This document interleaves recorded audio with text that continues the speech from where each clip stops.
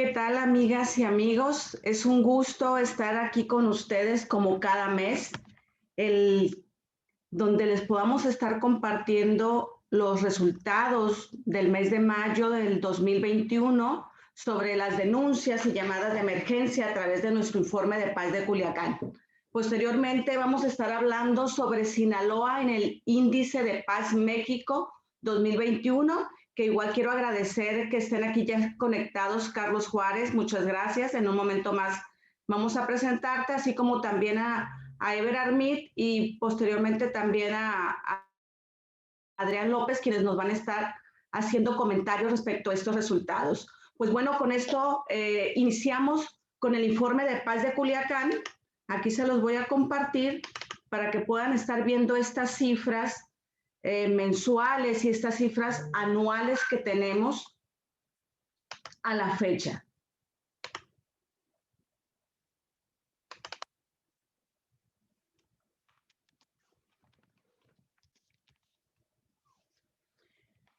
Bueno, aquí durante el mes de mayo del 2021, del total de delitos reportados al 911, su comportamiento fue de 7 delitos a la alza y 3 se mantuvieron igual. Durante el mes de mayo del 2021, relacionado a las denuncias ante el Ministerio Público de estos 11 delitos que venimos monitoreando por más de 5 años, 2 delitos fueron a la baja, 7 delitos a la alza y 2 delitos se mantuvieron igual. Esto es en cuanto a su generalidad de la total de los delitos que monitoreamos mes a mes. Ahora bien, la gráfica que tenemos de estos 11 delitos, así fue como se movieron en este año. Si se dan cuenta, aquí las cifras las tenemos de mayo del 2020 a mayo del 2021.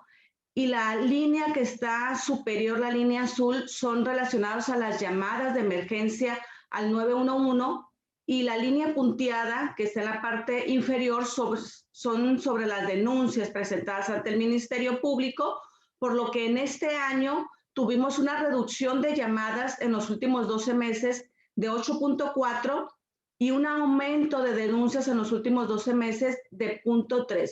Si se dan cuenta, aquí es mínimo el aumento, pero ahí lo tenemos marcado. Y en el último mes, pues estamos cerrando con llamadas de 1,378 llamadas en nuestro municipio de Culiacán y 645 denuncias, lo que significa que se denuncia el 46.8 de esa totalidad de llamadas que se tuvieron en el mes de mayo del 2021. Ahora bien, ¿cuál es la tasa anual por cada 100,000 habitantes por estos resultados del mes de mayo?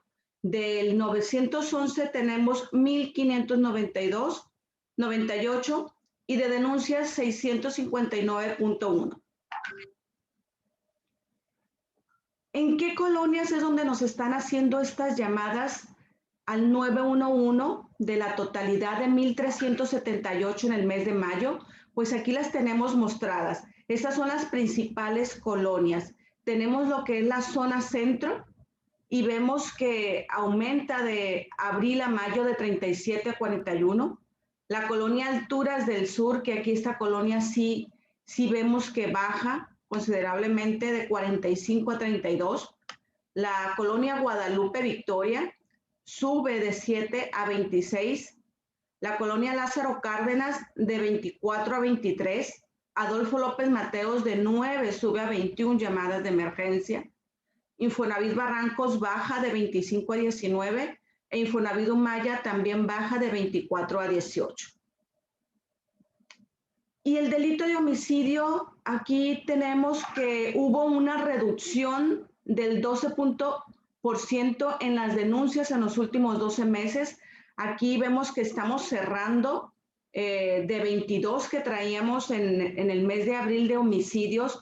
Ahora en el mes de mayo tuvimos 41 homicidios y la tasa anual por cada 100,000 habitantes es de 41.8.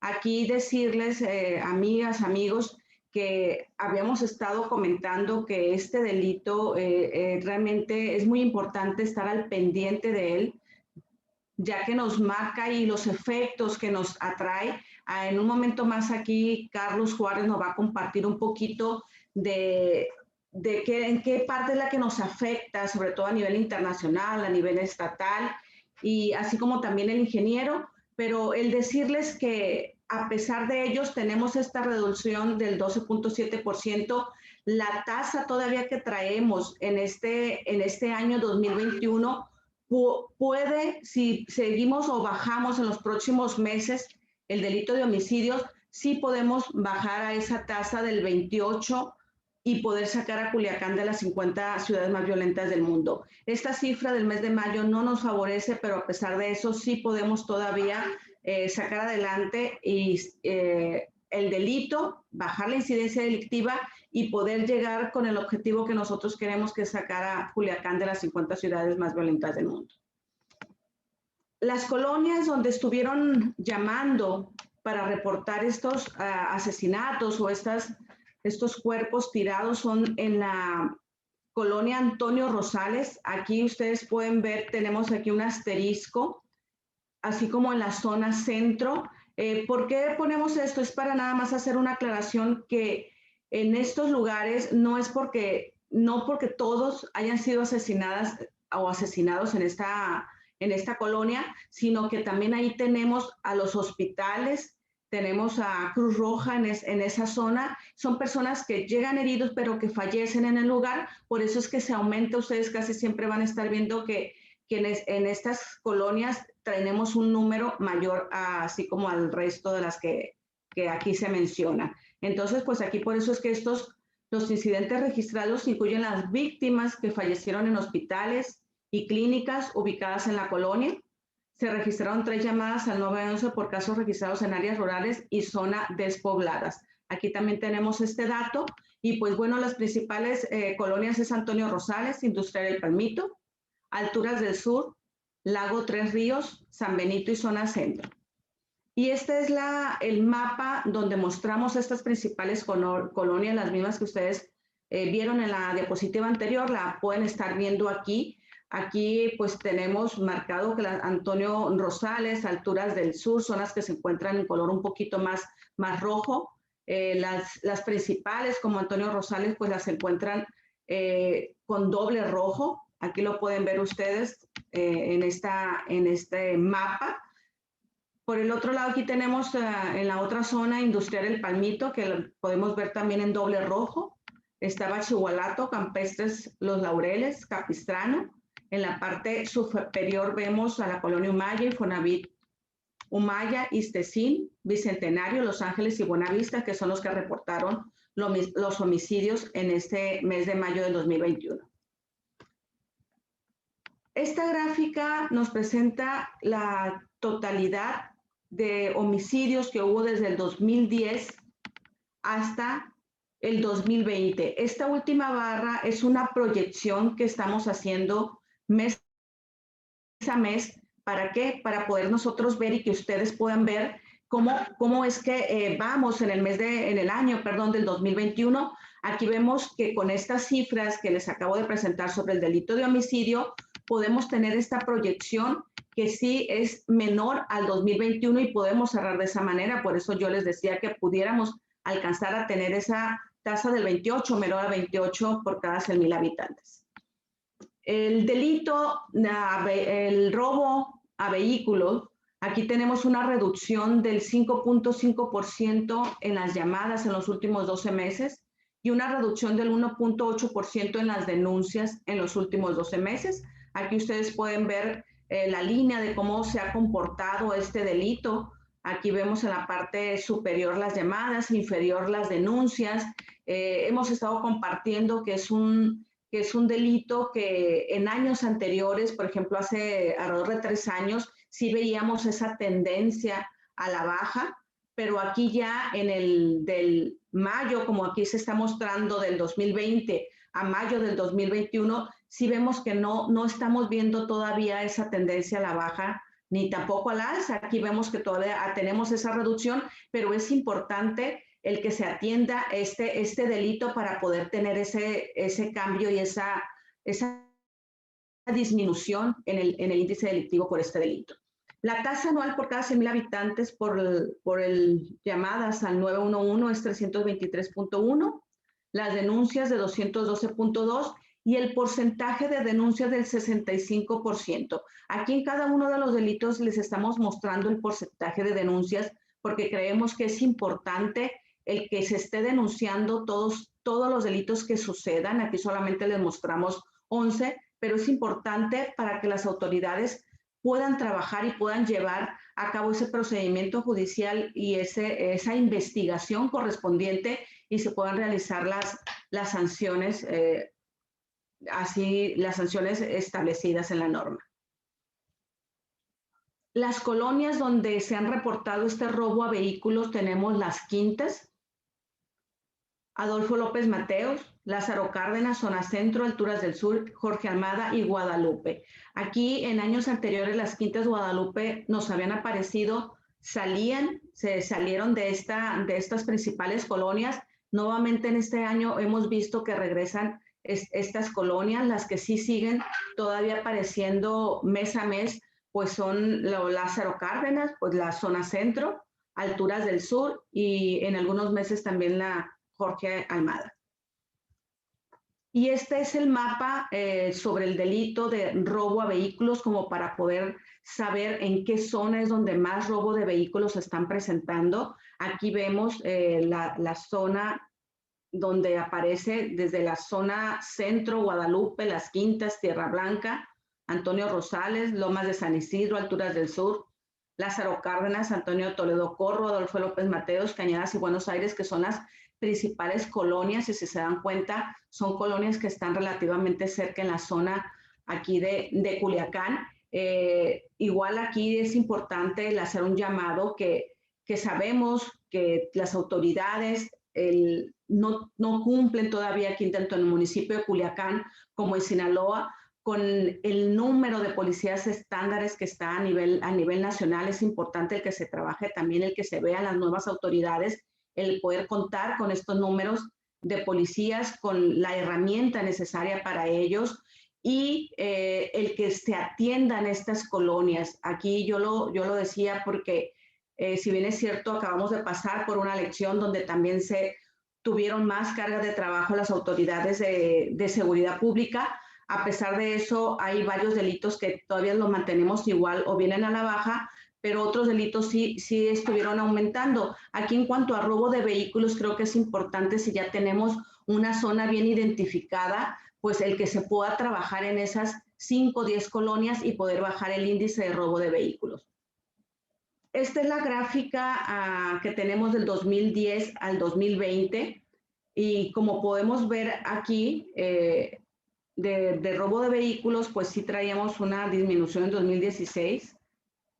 2015, 2016, si vemos esta tendencia a la baja, sube aquí nuevamente 2017 y pues viene aquí a la baja, solamente que como les decía anteriormente, lo que es el 2020, el último año, no hemos visto esta tendencia claramente. El delito de violencia familiar sí es un delito que nos debe de seguir preocupando a todos y a todas.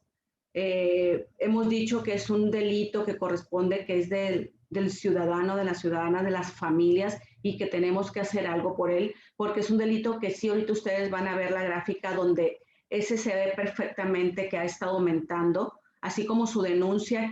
Aquí vemos en el último año una reducción del 7.4% en las llamadas en los últimos 12 meses, pero un aumento del 11.4% en las denuncias, que esto ya tenemos varios años donde la denuncia ha estado aumentando y en el último año sí lo que es la línea de llamadas de emergencia sí viene a la baja. Aquí es importante fortalecer a las instituciones que atienden este delito de violencia familiar porque ha estado aumentando las denuncias, por lo tanto pues aumenta el trabajo para atender a estas familias, a estas víctimas, pero lo más importante que como organismo de la sociedad civil queremos externarles es que se tiene que hacer alguna política pública, se tiene que hacer algún proyecto más fuerte en cuanto a la atención a victimarios, porque eso es muy importante, aparte de atender a la víctima y acompañarla tanto psicológica como jurídicamente o en lo que se crea necesario, también es importante no dejar suelto a esta otra persona que es el victimario. Entonces también se necesita hacer algún proyecto, algún programa o fortalecerlo, porque sabemos que existe alguno pequeño en el área de salud, pero yo creo que tenemos que fortalecerlo también a esta área o a este grupo de personas. Aquí vemos que la violencia familiar, pues cerramos con 754 de llamadas y 219 denuncias, con un porcentaje de 29 de lo que es las denuncias que se presentan con la totalidad de las llamadas de emergencia. Estas son las principales colonias que se estuvieron reportando en el mes de mayo. Tenemos Alturas del Sur, Guadalupe Victoria, Infonavit Barrancos, Lázaro Cárdenas, Progreso, Buenos Aires, Prados del Sur, Zona Centro y Los Ángeles. Así es como se muestra aquí en nuestro municipio de Culiacán. Aquí vemos también más fuerte, más colonias en la parte sur, donde está Alturas del Sur, Lázaro Cárdenas, Villamonita, Zona Centro, y pues también lo tenemos aquí que si bien es cierto, hay colonias en todo el municipio, lo tenemos un poquito más cargado en esta zona. Esta es la gráfica que les comentaba hace unos segundos, que les decía cómo vemos que las denuncias año tras año en violencia familiar ha venido aumentando. Aquí vemos que desde el 2011 pues hasta el 2020 vemos esta línea hacia arriba. El delito de feminicidio, aquí también queremos hacer algún llamado que no se tiene que minimizar este delito, al contrario, se tiene que poner atención de lo que está sucediendo. Aquí hemos visto que en este año también no han sido asesinatos cualquiera, sino que han sido con saña. Y tenemos que, tanto ciudadanos y ciudadanas, organismos de la sociedad civil y las propias autoridades, el poder ver qué más podemos hacer para poder bajar este índice delictivo que tenemos y invitar a que no se hagan esos comentarios que se hacen, así como también el cambiar ese lenguaje o tener ese lenguaje inclusivo de que es mínimo en comparación a la totalidad, a que no pinta. Todas esas frases yo creo que no ayudan, al contrario, tenemos que atender qué está pasando en nuestro municipio con el delito de feminicidio. Pues bien, aquí tenemos nada más un 21.1% en la reducción de denuncias en los últimos 12 meses y una tasa anual por cada 100,000 mujeres del 2.8%. Y estamos cerrando con 3 feminicidios en el mes de mayo. Lesiones, tenemos una reducción del 18.2% de llamadas, un 4.7% de reducción de denuncias. Aquí vemos esta gráfica, tanto de llamadas como de denuncias, un porcentaje del 195% que son las que se están denunciando. Entonces aquí también es uno de los delitos que también tenemos que estar muy al pendiente. ¿Qué está pasando con lo de las lesiones? Con todas estas riñas que les recuerdo que estas son lesiones dolosas que también pudieron haber sido lesionadas por arma de fuego o arma blanca, o que se intentó asesinar, pero se quedaron heridos y por tanto se pudieron ubicar aquí en lesiones. El delito de violación, aquí me voy a detener un poco para hacer también un llamado. Si ustedes se dan cuenta, el delito de violación en todo, yo creo que desde el año pasado, desde que inició la pandemia, es un delito que ha estado aumentando. Ustedes pueden ver ahí los círculos rojos, tanto de denuncias como de llamadas de emergencia. Hemos estado en confinamiento, hemos estado desde la mayor tiempo en casa, y el delito de violación sucede por conocidos, por familiares, por vecinos. Es importante el seguir teniendo cuidado y en la edad siempre son pues niñas, niños menores de edad a quienes está sucediendo. Aquí tenemos un porcentaje de denuncia del 175%. Tenemos este aumento del 31.8% en las llamadas en los últimos 12 meses y un 21.7% en aumento de denuncias en los últimos 12 meses.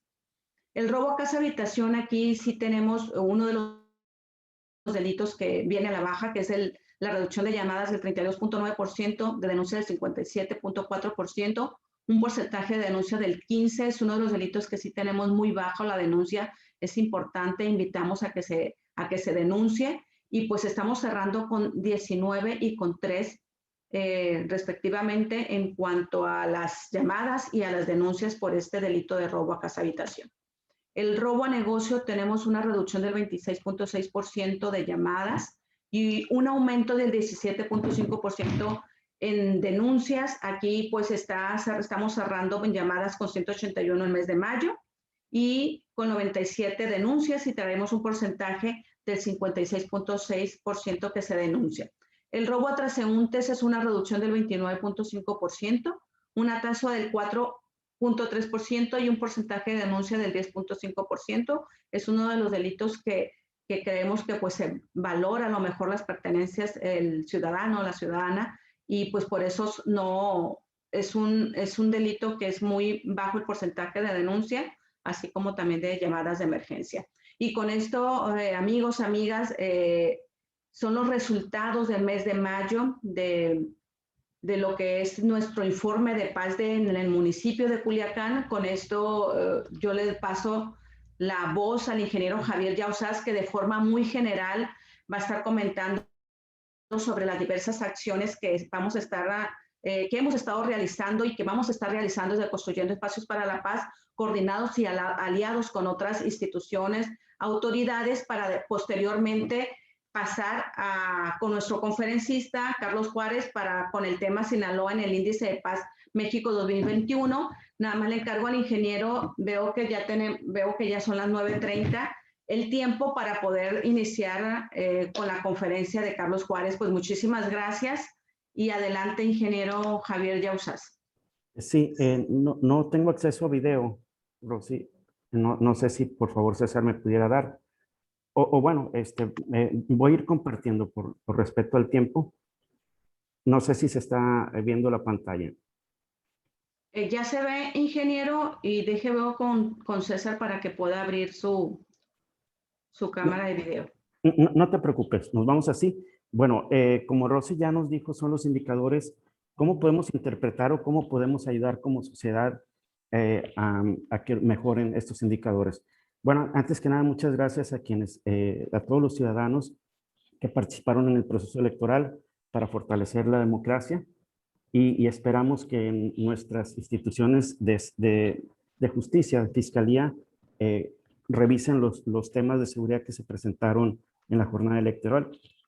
Todos sabemos que para México fue una jornada difícil. Afortunadamente, los ciudadanos pudieron salir a votar en paz, y bueno, esperamos que Fiscalía resuelva los temas que sucedieron no solo en México, sino en Sinaloa. Pero gracias a todos los ciudadanos que participamos y pudimos votar en paz. Bueno, como reflexiones, debemos unirnos más como sociedad, involucrarnos más, tenemos que involucrarnos más de lo que nos estamos involucrando, con una mejor actitud, con más generosidad, y que nuestra participación sea coordinadamente junto a nuestras instituciones. Nadie puede solo, nuestras instituciones y gobierno no puede solo, ni tampoco los ciudadanos. Tenemos que ir juntos en un enfoque de sistemas. Lo hemos hablado, el todo es mayor que la suma de sus partes. Si yo te regalara esto que tú ves aquí, que parece una bicicleta, sería, pues, no te estoy ayudando mucho, pero si te la doy así armada, pues tú puedes subirte a la bicicleta. Esto es lo que tenemos que hacer, cómo unirnos las instituciones, y es lo que estamos haciendo en Culiacán. Unirnos todas las instituciones con un enfoque de sistemas. Trabajar juntos, sociedad y gobierno. Como bien decía Rosy, si bien estamos logrando los mínimos en homicidios, y esta línea azul es la proyección que pudiéramos tener, tendríamos la tasa más baja en mucho tiempo, pero la estamos perdiendo. Todo esto muy bien que íbamos, comenzamos a perderlo. Nuestro sueño de salir de las 50 ciudades más violentas del mundo, ahorita estamos aquí en la número 25, con los escenarios que tenemos en este momento, pudiéramos estar aquí, salir de las 30, incluso las 40, y como íbamos hace 2 meses, íbamos a salir de la lista de las 50 ciudades, con la triste noticia que nos da Rosy, de que tuvimos más de 40 homicidios, nos empezamos a despegar. Entonces tenemos que seguir trabajando en el homicidio, es el tema de Culiacán, es el delito más cruel, más grave que se puede cometer en una sociedad, quitarle la vida a otro ser humano. Tenemos que seguir trabajando, no lo normalicemos, estamos perdiendo lo ganado y tenemos que redoblar esfuerzos. En robo de vehículos, también Rosy lo alertó, veníamos muy bien, si bien en 2020 tuvimos los mínimos históricos desde que lo medimos, con 2091, nuestra tendencia es arriba de 2100. Estuvimos analizando los datos, qué podemos hacer, porque si ustedes ven la gráfica, como bien lo dijo Rosy, se comienza a estabilizar. Ya no bajamos el robo de vehículos y con esta información encontramos algo que las 8 colonias que Rosy nos explicó, que son las de más robo de vehículos, representan 52 llamadas de las 169 denuncias del mes de abril, son 172 en este mes. Estos son los datos de abril y con los de mayo, muy parecidos, 172. Estas 8 colonias representan el 30% de las llamadas. Es decir, si atendemos de forma especial estas 8 colonias, estaríamos logrando bajar el 30 a 28% de los robos de acuerdo a las cifras del mes que nos presentó Rosy. Entonces podemos bajar el 28% de automóviles, de robo de vehículos, tan solo atender estas 8 colonias. También Rosy nos decía que las denuncias que son en este color fucsia, van aumentando, pero la buena noticia es que las llamadas van bajando. Entonces, bienvenido que la gente, y en especial las mujeres, se atrevan a denunciar y que esto llegue hasta las 8,000 denuncias que tenemos.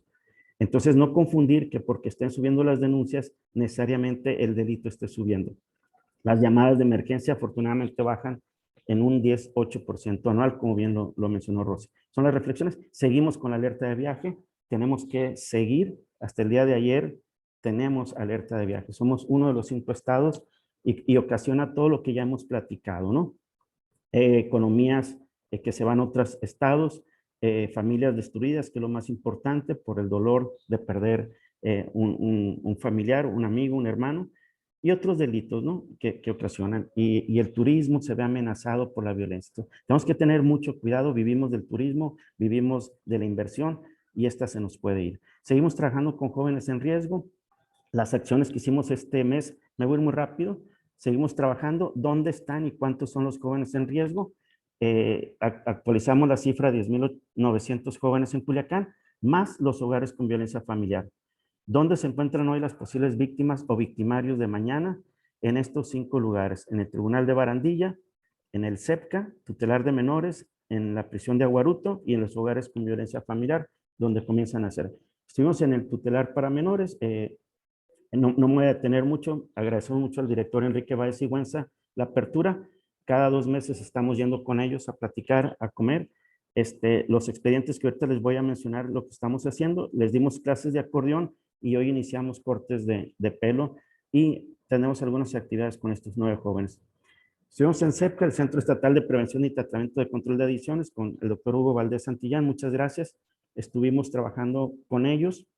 Estamos revisando dónde están los centros de adicciones para ponerlos en estos mapas.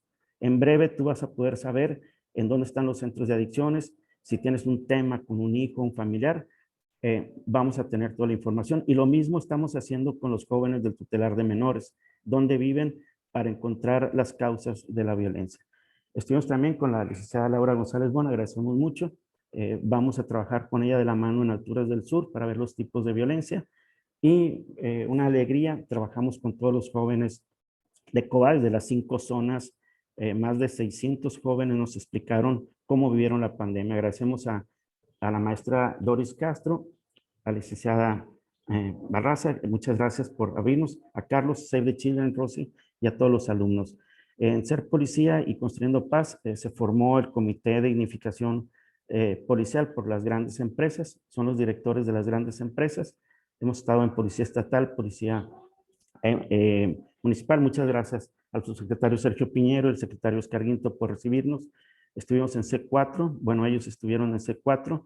Vamos a unir sus cámaras con C4. Hay proyectos para ayudar a C4. Muchas gracias al capitán Víctor Cisneros. Repartimos dulces a todos los hijos de nuestros policías. Hoy ya sabemos que en Culiacán tenemos 2,273 niños, hijos de nuestros policías. Nuestros policías todos los días salen de casa dejando a 2,263 pequeños. Convivimos con ellos. Se tuvo este comité de grandes empresas se acercó a los dos candidatos y bueno, y también la Mesa de Seguridad y Justicia Ciudadana se visitó la Academia de Policía y bueno, seguimos trabajando. Son las propuestas que lanzamos para nuestros candidatos y bueno, estas van a estar aquí en Construyendo Paz. Estamos trabajando con las tablets para que nuestros policías tengan herramientas tecnológicas y faciliten la denuncia. Estamos pidiendo que se construyan nuevas instalaciones de seguridad pública municipal, que tengamos uno de los mejores cuarteles de México. Ellos lo merecen, nuestros policías, y trabajar en su dignificación. Es cuanto, Rosy, agradezco mucho a todas las instituciones y ciudadanos que mes a mes nos apoyan, Rosy. Agradecerles. Así es, ingeniero, la verdad que es excelente, qué bueno que ya prenda su cámara. Agradecer a todas y todos los que siempre están muy al pendiente y están sumándose con todas estas acciones de Construyendo Espacios para la Paz. Seguimos invitando a quienes gusten ser voluntarios y poder hacer alguna pequeña o grande acción para poder tener una ciudad más pacífica. Pues gracias, ingeniero. Iniciamos. Ahora sí pueden prender su cámara. Aquí invito a nuestros amigos, Carlos Eber-Armit, y en un momento más a Adrián López, a que se pueda sumar también aquí a esta charla. Queremos iniciar, Carlos, igual voy a hacer una breve presentación tuya para que puedas iniciar y nos puedas compartir. Sabemos que el mes pasado tuviste tu rueda de prensa donde dabas a conocer todo el resultado del Instituto para la Economía y la Paz de México. En esta ocasión, pues queremos que nos compartas, pero cómo quedó Sinaloa y cómo estuvo Sinaloa. Entonces te presento, Carlos, y ya puedes continuar en unos segundos. Pues bueno, aquí les digo que Carlos Juárez, él es director actualmente del Instituto para la Economía y la Paz aquí en México. Es economista con maestría en gestión pública aplicada y maestría en políticas públicas para el desarrollo internacional, con enfoque de conflicto y construcción de paz por la Universidad de Duke en California del Norte. Es becario Rotary Pro Paz. Él ha liderado y participado en diversas iniciativas ciudadanas de construcción de paz y proyectos de desarrollo con enfoque de prevención de violencia. También se ha desempeñado como consultor independiente en políticas públicas y como asesor de gobierno local en finanzas públicas, transparencia y desarrollo económico. Y pues tiene una gran experiencia como catedrático, conferencista en banca corporativa y lo mejor como padre de 3 hijos. Pues adelante, mi estimado Carlos.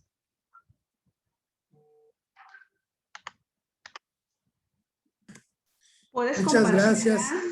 Okay. Sí, gracias. Gracias, Rosy. Gracias, Javier. Saludo a mi amigo Eber-Armit. ¿Sí me escuchan bien? Sí, muy bien. Perfecto. Pues gracias por la invitación. Para mí es un gusto compartir estos datos, pero sobre todo hacerlo con los amigos de Culiacán, de Sinaloa. Somos buenos amigos, muy cercanos, llevamos ya muchos años trabajando juntos y además hay algunas buenas noticias que yo creo que vale la pena destacar. Entonces, pues para mí es muy especial presentar hoy con ustedes. Espero que ya pronto nos veamos en persona, bueno, presencialmente por allá. Por lo pronto les comienzo compartiendo mi pantalla. Trataremos ojalá que el tiempo nos permita dejar un poco de espacio para preguntas hacia el final. Si no, también les pido que las vayan escribiendo en el chat. Creo que es la manera más eficiente de plantear las preguntas y yo las puedo ir recuperando hacia el final de la presentación. A lo mejor, Rosy, si me ayudas a irlas leyendo hacia el final. ¿Sí? Por supuesto. Bueno, pues comienzo diciéndoles qué hace este instituto. No asumo que el hecho de que seamos ya viejos conocidos con la Fundación GC1 y con Construyendo Espacios para la Paz, no asumo que todos y todas conocen este instituto. Somos un centro de investigación global. Estamos tratando de cambiar la conversación acerca de la paz para que sea una medida del desarrollo y bienestar humanos que sea tangible, que sea más concreta y que sea medible. Sobre todo, medimos la paz a nivel mundial. Tenemos oficinas centrales y estamos fundados en Sydney, Australia, y también tenemos oficinas en La Haya, en Bruselas, en Zimbabue, en Harare, en Nueva York y en México. Yo estoy a cargo de la oficina de México. Desde hace 15 años estamos publicando anualmente el Índice de Paz Global o Global Peace Index, quizás nuestro producto más reconocido mundialmente. Este es el mapa donde vamos clasificando a 163 países, prácticamente toda la población mundial, 99.7% de la población mundial, donde lo más rojo es lo más violento o lo menos pacífico y lo más verde es lo más pacífico. México, como se imaginarán, ha venido cayendo posiciones en los últimos 10 años. Hoy ocupa la posición 137 de 163.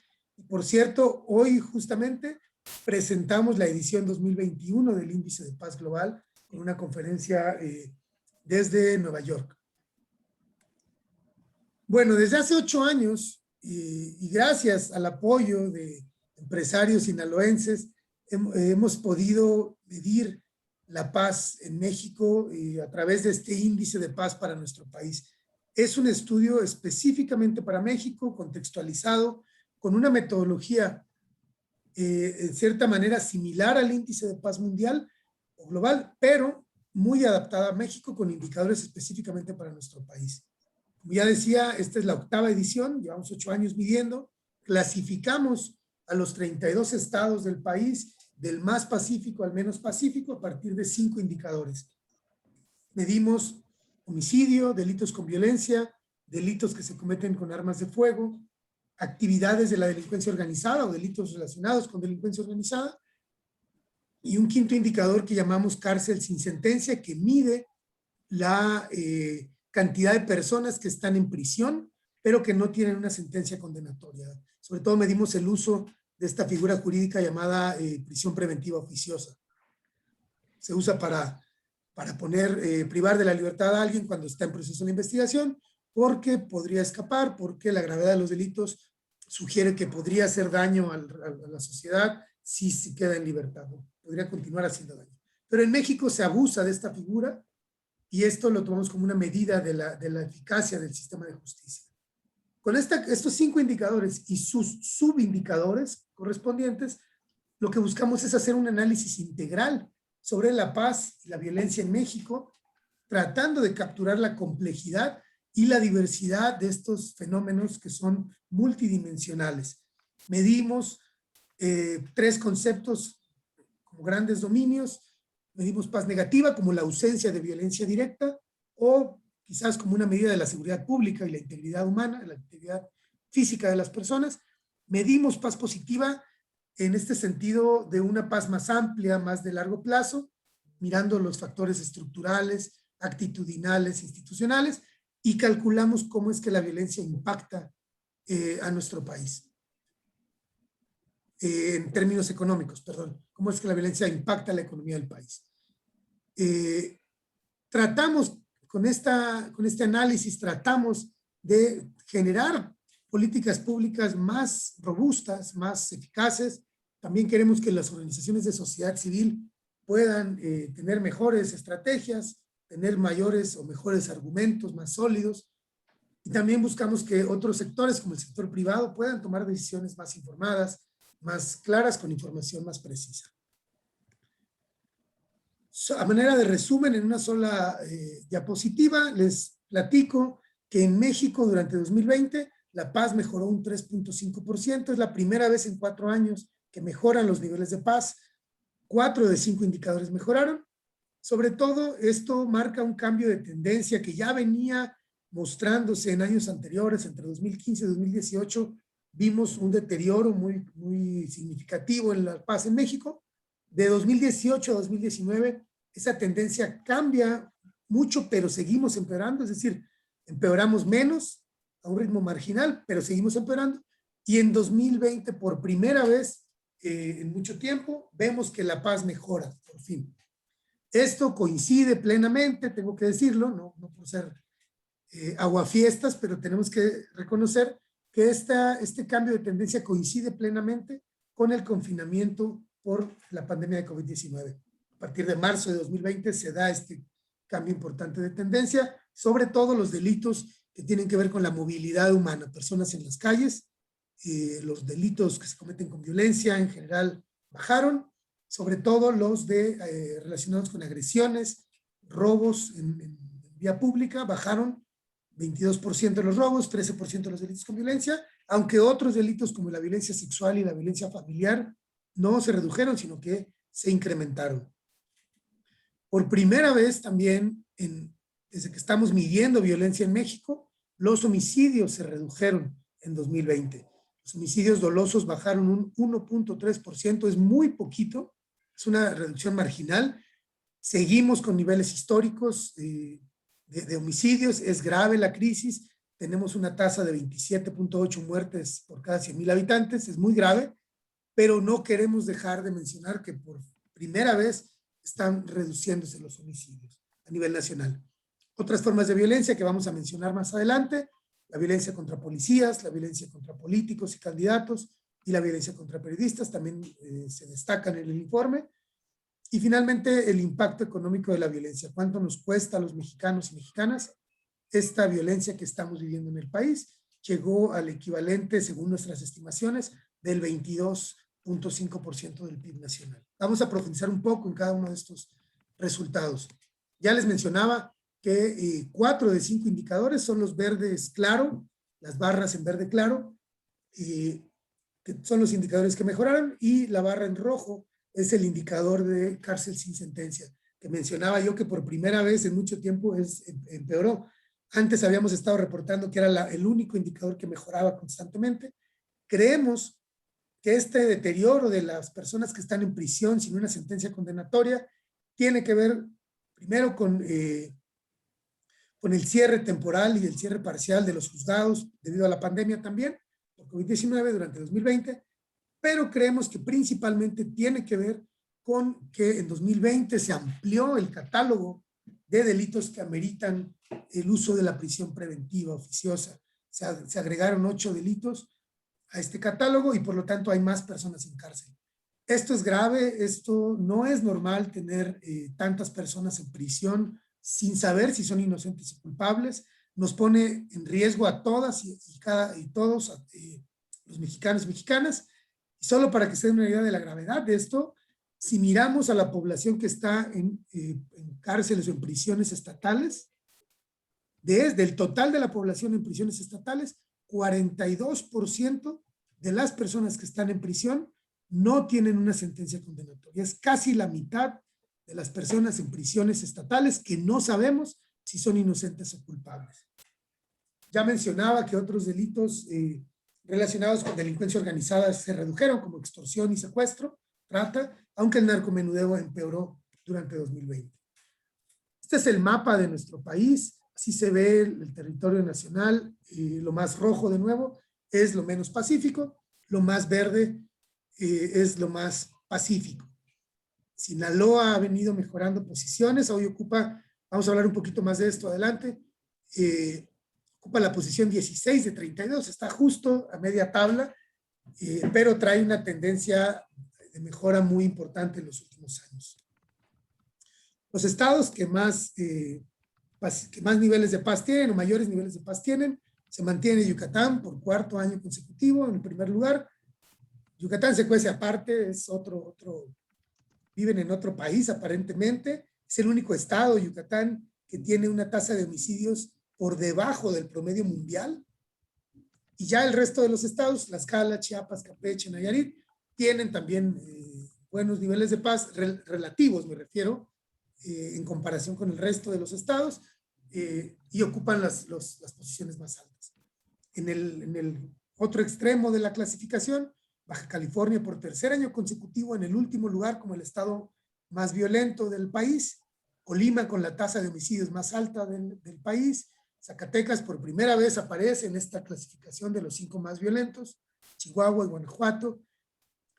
Algo que tienen en común estos 5 estados es que tienen una alta presencia de delincuencia organizada, actividades de delincuencia organizada, que tienen altísimas tasas de homicidio, una alta disponibilidad de armas de fuego entre la sociedad o entre los civiles, y por lo tanto, un alto porcentaje de los homicidios, de por sí altos, se cometen con armas de fuego. Hay otras buenas noticias también, sin ser triunfalistas, sin creer que ya hemos superado la crisis, porque no lo hemos hecho, pero si contrastamos, por ejemplo, la situación de 2020 contra 2017, cuando vemos en la línea roja que 28 estados del país habían empeorado sus condiciones de paz, perdón, sus tasas de homicidios, mientras que solo 4 habían reducido su tasa de homicidios, es una buena noticia que para 2020, 21 estados redujeron sus tasas de homicidios y 11 estados solamente empeoraron. Es la primera vez, parece parecen victorias pírricas o mínimas, pero es la primera vez que más estados mejoran de los que empeoran, y vale la pena destacarlo. A pesar de que vemos cómo hay una concentración de la violencia en el país, esto obedece a dinámicas muy específicas. Si quieren podemos comentarlo, seguro Everard trae análisis de esto, pero lo que vemos es que la violencia se va concentrando en ciertos estados por las rutas de trasiego, de tráfico de drogas ilegales hacia Estados Unidos, sobre todo la ruta del centro que va hacia la costa este y la ruta del Pacífico que va hacia la costa oeste de los Estados Unidos. También la disputa por el control de las aduanas marítimas, sobre todo en Guerrero, Michoacán, Colima, por la entrada de precursores químicos para la producción de drogas sintéticas. Esa es otra regionalización de la violencia. El mercado de fentanilo en el centro de la República, que es este nuevo componente de drogas sintéticas que se vuelve el más demandado, el que genera mayor demanda en los Estados Unidos, ya por encima de la marihuana y la amapola. Y también un fenómeno muy peculiar de nuestro país, muy nacional, que es la disputa en el centro norte del país por la extracción ilegal de combustibles, por el famoso huachicoleo, ¿no? Que se le dice así en términos coloquiales. Solo por mencionar algunas de las regiones. También hay una entrada de Sudamérica y del Caribe de drogas como cocaína y otros, marihuana, por las terminales en Cancún, por ejemplo, en Quintana Roo, que eso le da otra dinámica muy particular a Quintana Roo.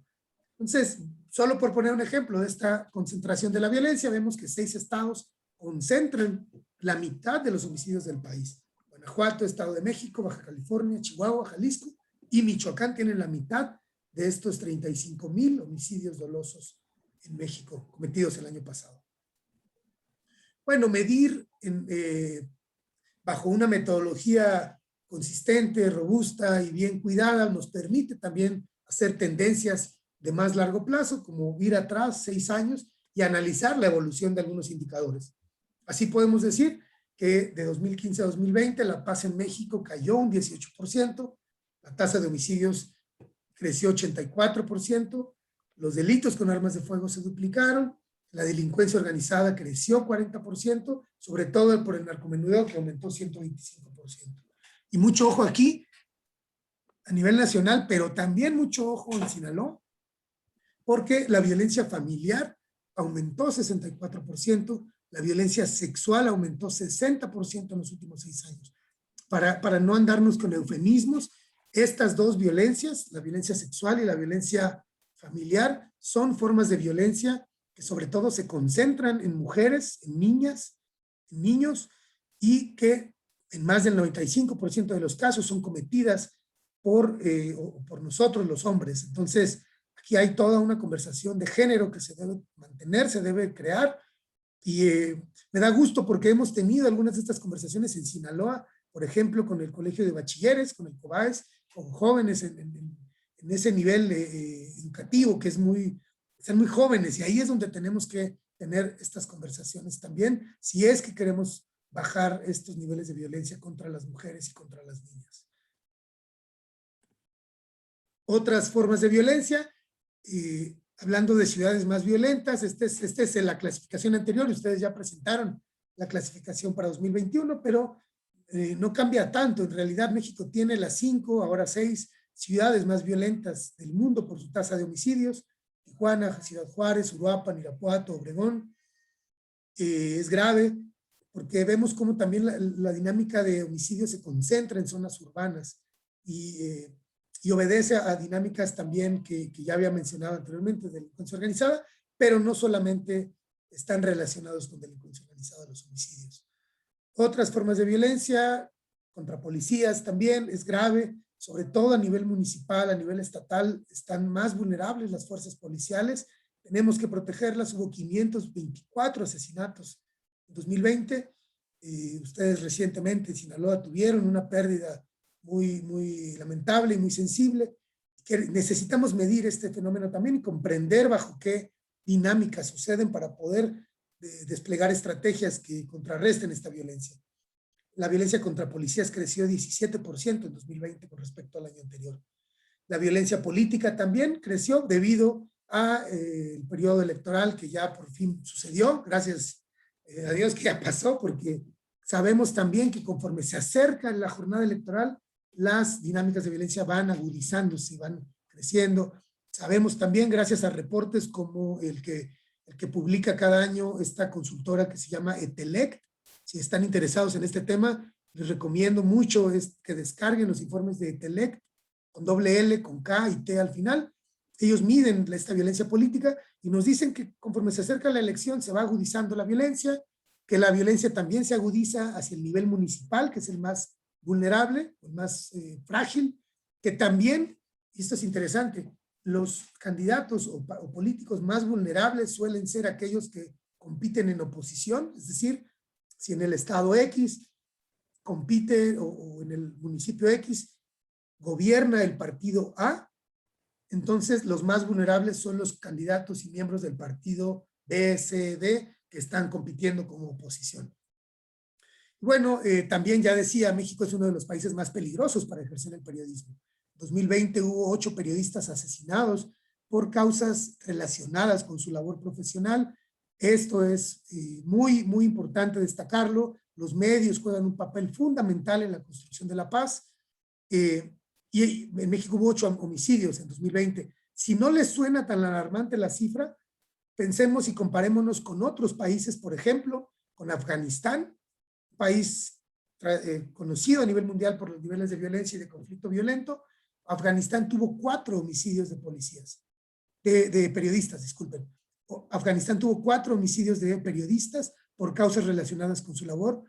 Siria, país en guerra, tuvo 4 homicidios de periodistas y México tuvo 8 por encima de estos 2 países. Ya mencionaba cuánto cuesta la violencia a nivel nacional. A cada mexicano y mexicana nos costó 36,800 pesos el año pasado. Esto integra una medida bastante amplia que mide el desembolso público en seguridad pública, en mantenimiento de prisiones, en Fuerzas Armadas, en el sistema de justicia, desde chalecos, pistolas, hasta comidas y mantenimiento de prisiones a nivel nacional. Todo eso, el gasto público está integrado ahí, que es este 12.5%, pero también medimos el desembolso privado. Todo lo que las empresas gastan en alarmas, seguridad, cámaras, seguros, seguridad privada, prevención y todo el efecto del miedo hacia la violencia. También lo que las familias desembolsan derivado de la violencia en atención médica por lesiones, en funerales cuando hay un homicidio, en cambio de dinámicas familiares y dinámicas económicas por la violencia. Y todavía más allá medimos el costo de oportunidad que sufre la economía por tener estos niveles de violencia. Es decir, la pérdida de las inversiones, la pérdida de los consumos, del dinamismo económico y de esto que los economistas llaman el efecto multiplicador. Cuando un peso o un dólar entra a la economía, va cambiando de manos y se va multiplicando y va generando un dinamismo económico, eso se pierde con la violencia. Todavía más allá lo llevamos hacia este costo de oportunidad hacia el futuro, cuando una persona pierde la vida, es decir, pensemos en un joven de 18, 20 años, que son la mayoría de los asesinados. Esta persona tenía probablemente 40 años de vida productiva por delante, que ya no contribuirá a la economía, 40, 50 años más de consumos, por lo menos, que ya no van a suceder. Todo esto lo integramos en una gran bolsa que es este 22.5% del PIB. No podemos medir lo más importante, que es el sufrimiento humano, la pérdida de una vida humana, el dolor de las familias, la pérdida del talento humano. Eso no lo medimos, no podemos ponerle costo a eso, pero medimos lo que podemos medir, que es el impacto económico, que es, pues, aunque es grave, es quizás el menor de los problemas, por decirlo de alguna manera. A nivel nacional, este impacto del homicidio o el homicidio impacta al costo de la violencia en un 47%. A nivel global, porque medimos esto para el mundo también, a nivel global, el equivalente es del 7%. Es decir, el homicidio para México representa un costo del 47% del total del impacto económico, mientras que para el resto del mundo el homicidio representa un 7%. Esto nos habla de la gravedad de la crisis de homicidios que vive nuestro país. México tiene la 9ª tasa de homicidios más alta del mundo, lo cual nos pone a pensar cómo debemos combatir esta crisis. Cuando miramos ya a profundidad, o mayor, no profundidad, mayor detalle, el gasto público derivado de la violencia, lo dividimos en 3 grandes rubros. Lo que se gasta en Fuerzas Armadas o el gasto militar, que en los últimos 6 años ha crecido un 14%, mientras que vemos con preocupación cómo lo que se gasta en seguridad pública y en el sistema de justicia viene reduciendo sus proporciones. 31% cayó la inversión en seguridad pública, 3% se redujo la inversión en justicia, que de por sí ya es baja.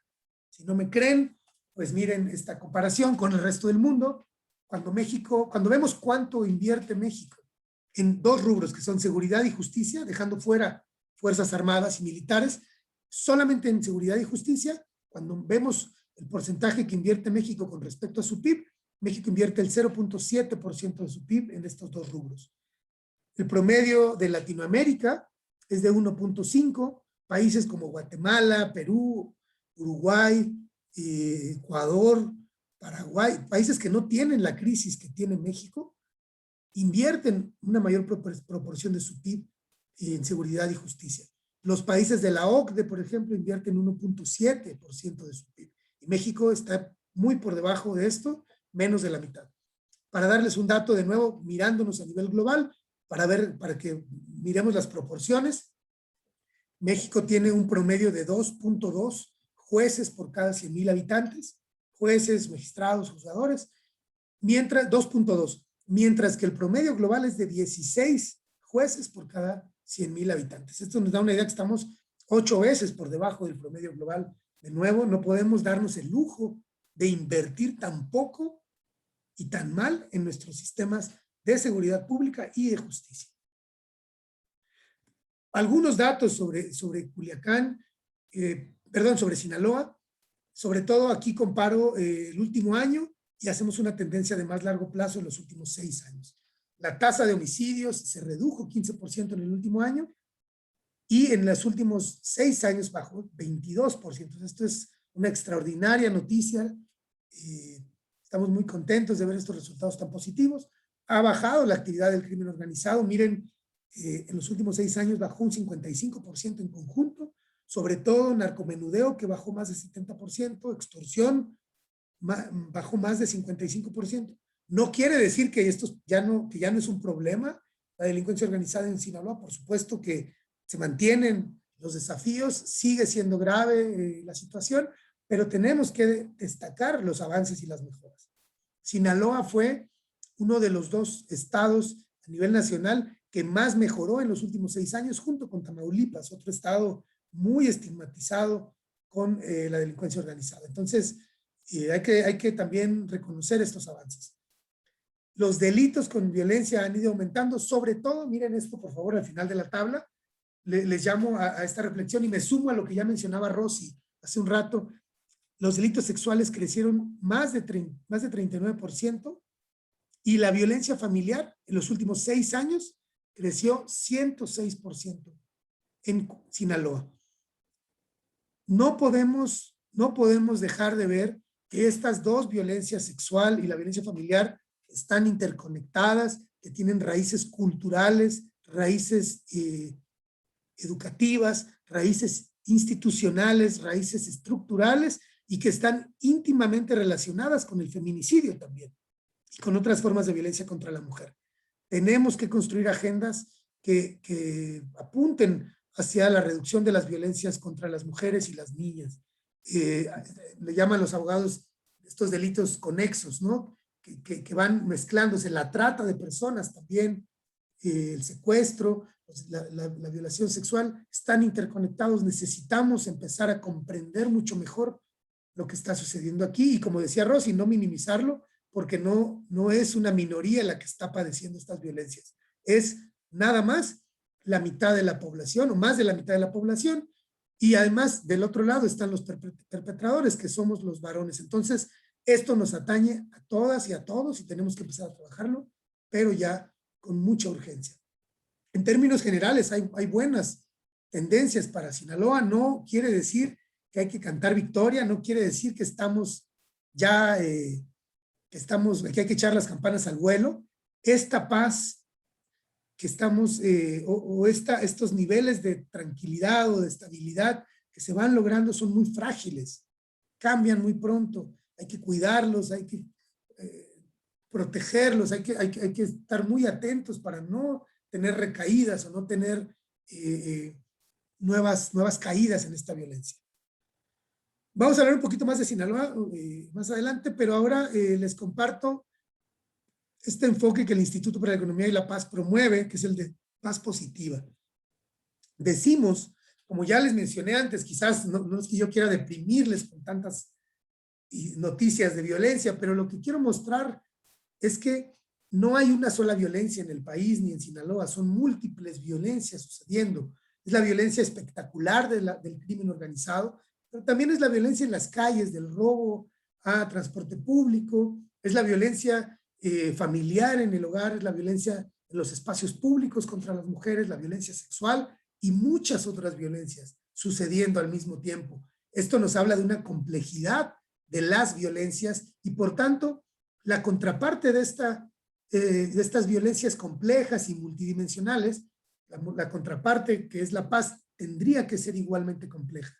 Decimos en el Instituto para la Economía y la Paz, a partir de nuestra investigación, que esta paz compleja, que llamamos paz positiva, es un término derivado o creado por Johan Galtung, padre de los estudios del conflicto y estudios sobre la paz, habla de esta paz más integral, más compleja, una paz de largo plazo, más duradera, una paz que se parece más a la justicia social y que nos garantiza y nos promete una mayor estabilidad a lo largo del tiempo. Esta es la paz a la que aspiramos en el largo plazo. Por supuesto que la paz negativa, es decir, la paz que se parece a la seguridad pública, es muy importante, no la podemos desdeñar, pero esa paz es muy frágil.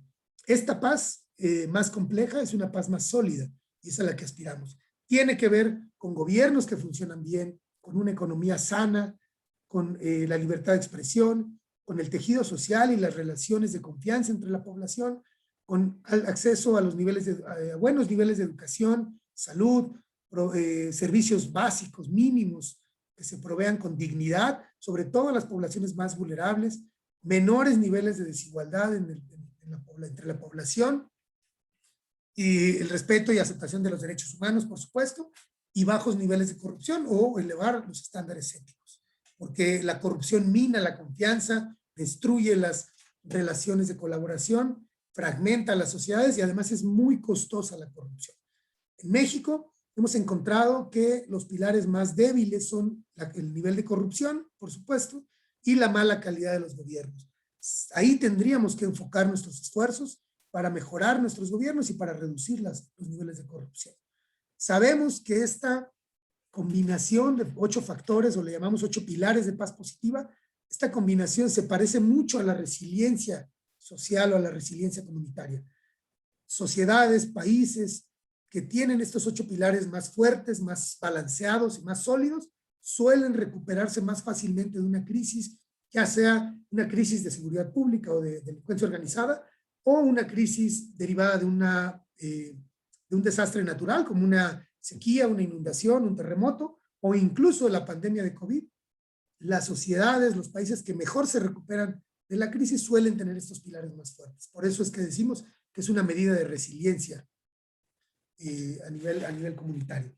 Bueno, les quiero compartir que esta es la primera vez que en el Índice de Paz México incluimos algún caso o que hablamos de cómo es que la paz positiva se implementa o se materializa en un contexto específico. Entonces inauguramos por primera vez en 8 años una sección que se llama Implementando la Paz Positiva en México, y ahí hemos destacado algunos esfuerzos. Básicamente son 2 partes en esta sección. Una donde destacamos los esfuerzos del Instituto para la Economía y la Paz en México, formando capacidades, dando talleres, dialogando con actores diversos que van desde líderes religiosos hasta niños, personal militar, la Guardia Nacional, policías, mujeres policías, académicos, un gran abanico de perfiles. Y la segunda parte, que es lo más importante aquí, es que destacamos el caso de la construcción de paz desde la sociedad civil en Culiacán, Sinaloa. O sea, el caso de ustedes, pues. Hablamos de cómo Sinaloa estaba en antepenúltimo lugar cuando empezamos a medir la paz en 2013, y cómo para 2021 ya están a la mitad de la clasificación en lugar 16. Subieron 14 posiciones en 6 años. Es una mejora impresionante. Queremos reconocer el trabajo que ustedes hacen, queremos ponerlo como ejemplo. Yo cada vez ahora que me preguntan y me dicen, bueno, pero ¿en dónde se ha logrado algo con esto que ustedes proponen? Danos un ejemplo de esto. Y yo pongo siempre como ejemplo el caso de Culiacán. Menciono a Javier, menciono a Rosy, menciono al ingeniero Coppel, Alberto Coppel, menciono a Everard con la Universidad de San Diego, a Fundación Slim, tratamos de narrar la historia de cómo han ido ustedes avanzando, sin decir nada o sea, sin hablar de que ya se resolvió todos los problemas, ¿no? Para nada, pero sí, esto es importante destacarlo para poner como ejemplo algunas de las cosas que a mí me interesa destacar del proceso que ustedes han vivido. Y aquí les presento esta tabla, esta matriz que ustedes han trabajado. Nosotros la pusimos más en formatos de la publicación del índice, pero esta es la matriz que ustedes diseñaron para su trabajo a partir de los 8 pilares. Cuando me preguntan qué tiene de especial el caso en Culiacán, por qué es que lo destacamos como un caso ejemplar, yo hablo de 4 cosas. Primero, la capacidad que ustedes han desarrollado en Culiacán para trabajar intersectorialmente, es decir, para sentarse a dialogar con el municipio, el Estado, la Federación, las Fuerzas Armadas, pero también para dialogar con empresarios, sociedad civil, académicos, con los niños, con las escuelas. Esta amplitud de diálogo y de colaboración es impresionante y es exactamente lo que sugerimos que se haga como estrategia de construcción de paz en el país. Otra cosa que vale mucho la pena destacar son los liderazgos a nivel local y cómo se han construido capacidades muy valiosas a nivel local. No están esperando que llegue la Universidad de San Diego, el Instituto, Fundación Slim a decirles qué hacer, simplemente están tomando los aprendizajes que pueden absorber y ustedes están diseñando sus propias soluciones. Ese es impresionante y es también muy deseable y tomarlo como un ejemplo. Vemos también la multidimensionalidad de las estrategias. No es una sola cosa lo que hacen. Ustedes están trabajando, dialogando con los niños y visitando las prisiones para hablar con los homicidas, quienes están ahí acusados o purgando una sentencia por homicidio. Y eso es como un espectro muy amplio del diálogo que tienen. Por ahí recuerdo una campaña que incluso le hablaba directamente a quienes estaban pensando cometer un homicidio, ¿no? Eso a mí me habla de una gran multidimensionalidad y de una visión muy, muy amplia. Y finalmente, para mí quizás lo más inspirador cuando lo hablo, cuando los veo, cuando compartimos, es ver con qué paciencia están ustedes tejiendo este trabajo por la paz, con qué valentía. Son personas muy valientes, están corriendo riesgos todo el tiempo y eso es ejemplar. Y finalmente, cómo a pesar de que se puede haber avances que toman años construir y a veces con un evento como el Culiacanazo famoso, parece que se destruye y se derrumba todo. Ustedes recogen otra vez la esperanza, recogen otra vez la energía y se echan para adelante y vuelven a comenzar a trabajar, sabiendo que no se destruyó todo, sino que están trabajando en una vía que es distinta a esto que parece que destruye mucho, que es la violencia. Entonces, quería compartirles esto porque para mí es muy importante, para el instituto es muy importante el acompañamiento que hemos tenido con ustedes, el ejemplo que ustedes nos han dado y todo lo que hemos aprendido de ustedes a lo largo de este camino de 8 años que ya llevamos colaborando juntos. Para terminar, algunas recomendaciones a nivel nacional que les van a resonar muy bien. Ustedes pues son los más avanzaditos del país, pero de todas maneras vale la pena destacar. Necesitamos aprovechar tanto a nivel nacional como en Sinaloa la coyuntura y estas tendencias positivas, mirarlas como ventanas de oportunidad para hacer doble, triple de esfuerzo y mantener estas tendencias, ya no perder y no regresar a las tendencias las tendencias negativas que habíamos tenido antes. Tenemos que fortalecer el sistema de justicia urgentemente, reducir la impunidad, recuperar la confianza en las instituciones, y esto también tiene que ver con fortalecer la seguridad pública a nivel local. Las policías municipales y estatales están muy abandonadas, necesitamos fortalecerlas, crear mayores capacidades, y esto implica mirar al sistema completo y complejo.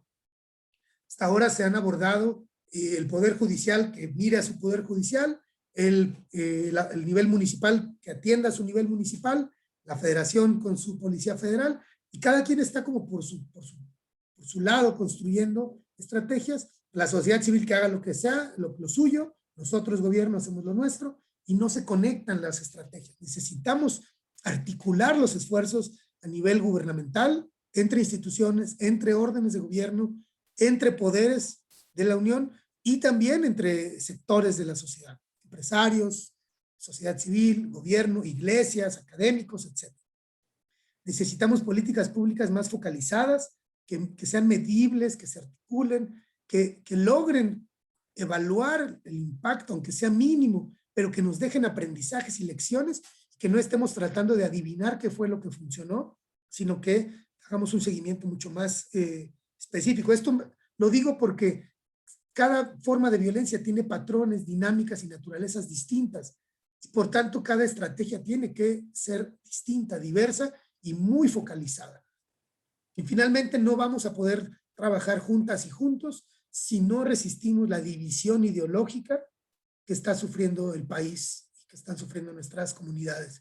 Estamos permanentemente llamados a polarizarnos, a dividirnos, a odiar al otro, a ofender, a insultar al otro que piensa distinto a mí. Y no lo digo solamente desde el Ejecutivo Federal, porque esa es la polarización más clara. Pero hay otra, la polarización viene de todos los frentes, viene de los empresarios, viene de los medios de comunicación, viene de los partidos de oposición, viene de las familias, viene de todas partes. Ahí parece que hay un ánimo, y este es un fenómeno global, este es un fenómeno mundial, hay un ánimo de dividirnos y de tomar posiciones extremas. Esto impide el diálogo, esto impide la colaboración. Lo que tenemos que hacer, por eso pongo ahí, resistir, tenemos que resistir esta polarización y optar por una ética del diálogo, una ética de la fraternidad, una ética que cuide las relaciones humanas y que promueva la colaboración y el trabajo colectivo, que privilegie el bienestar colectivo por encima de los intereses individuales. Aquí termino, les agradezco. Está mi correo electrónico, el sitio web donde se puede descargar el informe. Muchas gracias por invitarme y pues ojalá que nos veamos pronto y que podamos seguir compartiendo estas conversaciones pronto. Muchas gracias. Al contrario, muchísimas gracias, Carlos. Si puedes compartir tu presentación, ahí vamos a agradecer mucho. Igual la subimos a nuestra página de Facebook de Construyendo Paz para que la podamos tener tanto nosotros como ustedes. Y pues el agradecerte también, la verdad que datos muy interesantes. Esto nos motiva para continuar con el trabajo que estamos realizando. Agradecerte el que menciones el caso de Culiacán. Sabemos perfectamente que nos hacen falta muchísimo por hacer, el seguir concientizando a más personas, a motivando a que sí se puede cambiar y sí podemos construir la paz. Entonces, agradecemos esta participación, Carlos, y la verdad que sí le doy la palabra también a nuestro amigo y nuestro aliado por años, que ha sido el doctor Eber Arnit, que él es historiador y nos ha enseñado muchísimo a través de los diplomados de paz, que fue el primer, se puede decir que nuestro primer aliado en cuanto al tema de construcción de paz, el que nos enseñó esta historia, el conocer un poquito más a México, porque él lo sabe, la verdad que de pies a cabeza casi lo que sucede aquí en México. Y pues adelante, Everard, muchas gracias por siempre estar apoyando y esperemos que continuemos también trabajando juntos en esta construcción de paz. Adelante. Claro que sí, muchas gracias Rosy, gracias Javier y gracias Carlos por una presentación magnífica y por todo el labor detrás del índice de paz. El índice de paz México y el índice de paz global son herramientas absolutamente pues con un valor altísimo, altísimo. Es un gran reto de cómo vamos a usarlos, emplearlos, pero el valor de la investigación es insuperable, es muy, muy, muy importante. Y lo digo como investigador cualitativo, no cuantitativo. Es decir, es súper importante. Pues yo escribí una columna con mi análisis del índice de paz México y voy a pegar el vínculo aquí, está en el debate. Pero quiero en mis comentarios hoy señalar nada más tres relaciones que me parecen muy interesantes y relevantes a los retos, los grandes retos que nos enfrentan, indicados por el índice de paz México 2021. Y las relaciones son la relación entre el narcomenudeo y la violencia, primero. Segundo, la relación entre la frontera con Estados Unidos y la violencia. Y en tercer lugar, la relación entre el ejemplo de Sinaloa y la construcción de paz. Primero, la relación entre el narcomenudeo y la violencia. Si estudiamos el índice de paz, pero también todos los datos y el análisis en semáforo delictivo, sabemos algunas cosas muy fuertes, ¿no? Pues históricamente hay una conexión muy fuerte entre la violencia y el narcomenudeo, ¿no? Los mercados locales para las drogas ilícitas son más violentos, menos estables y más vinculados con otros daños sociales que el mercado internacional. Y siempre ha estado así. Y investigadores como Santiago Ruel han publicado mucho sobre eso y es muy bien documentado tanto en Estados Unidos que en México. Y se nota claramente en los datos. Segundo punto sobre eso. Durante la pandemia y la cuarentena estalló el narcomenudeo, tanto en Estados Unidos que en México. Y es muy fuerte. Enclaustrados, estresados, deprimidos, desesperados, emocionalmente, pero también económicamente. Muchos se escondieron en las drogas y estallaron estos mercados. También hay en la parte económica, el mano de obra para el narcomenudeo. Estaban desesperados económicamente y buscando algo. Lo que no sabemos muy bien, y esto para mí es un reto, es algo que tenemos que estudiar y documentar bien, es si realmente hay un bucle de retroalimentación entre el trauma de la violencia masiva, estamos con 15 años de esa guerra del narco, ¿no? Y las altas tasas de adicción y narcomenudeo en México. Creo que sí. Las evidencias cualitativas, las anécdotas nos dicen que sí, pero tenemos que documentar y conocer muy bien cómo hacer intervenciones eficaces para dar reversa a ese bucle de retroalimentación, si realmente vamos a tratar con el trauma detrás.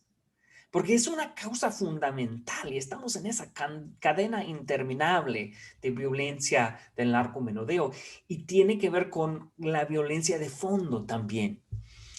Pues el segundo vínculo o relación, la segunda relación es entre la frontera y la violencia. Si estudiamos el índice de paz México, se nota, ¿no?, que Baja California ocupa el peor lugar. Ya ha sido así por varios años. Y si estudiamos los estados en donde hay grandes deterioros, en que se ha empeorado la violencia, tras los últimos 2, 3, 5 años, se nota Sonora, por ejemplo. Se nota también el corredor del fentanilo, que incluye Zacatecas y Guanajuato también. Y hay una clara conexión con la frontera. Eso tiene que ver con el narcomenudeo también, porque en las ciudades fronterizas, por ejemplo, como Ciudad Juárez o como Tijuana, hay el mercado internacional, pero también hay un gran mercado de narcomenudeo. Hay gente que pasa en la frontera para comprar drogas ilícitas o para usarlas. Es obvio y se nota en los datos. También sabemos muy bien, igual que en el primer punto, que eso estalló durante la pandemia.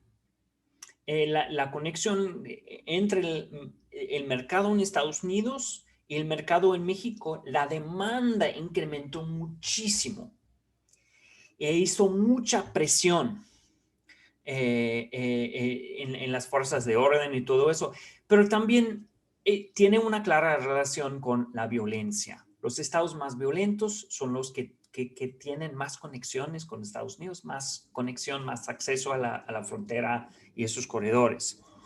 Y también sabemos el costo, ¿no?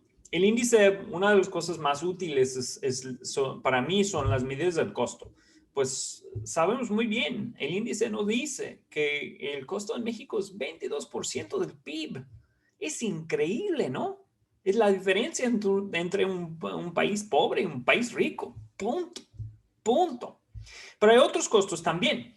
Si estudiamos los varones mexicanos entre 10 años y 54 años, causa número 1 de la muerte es el homicidio.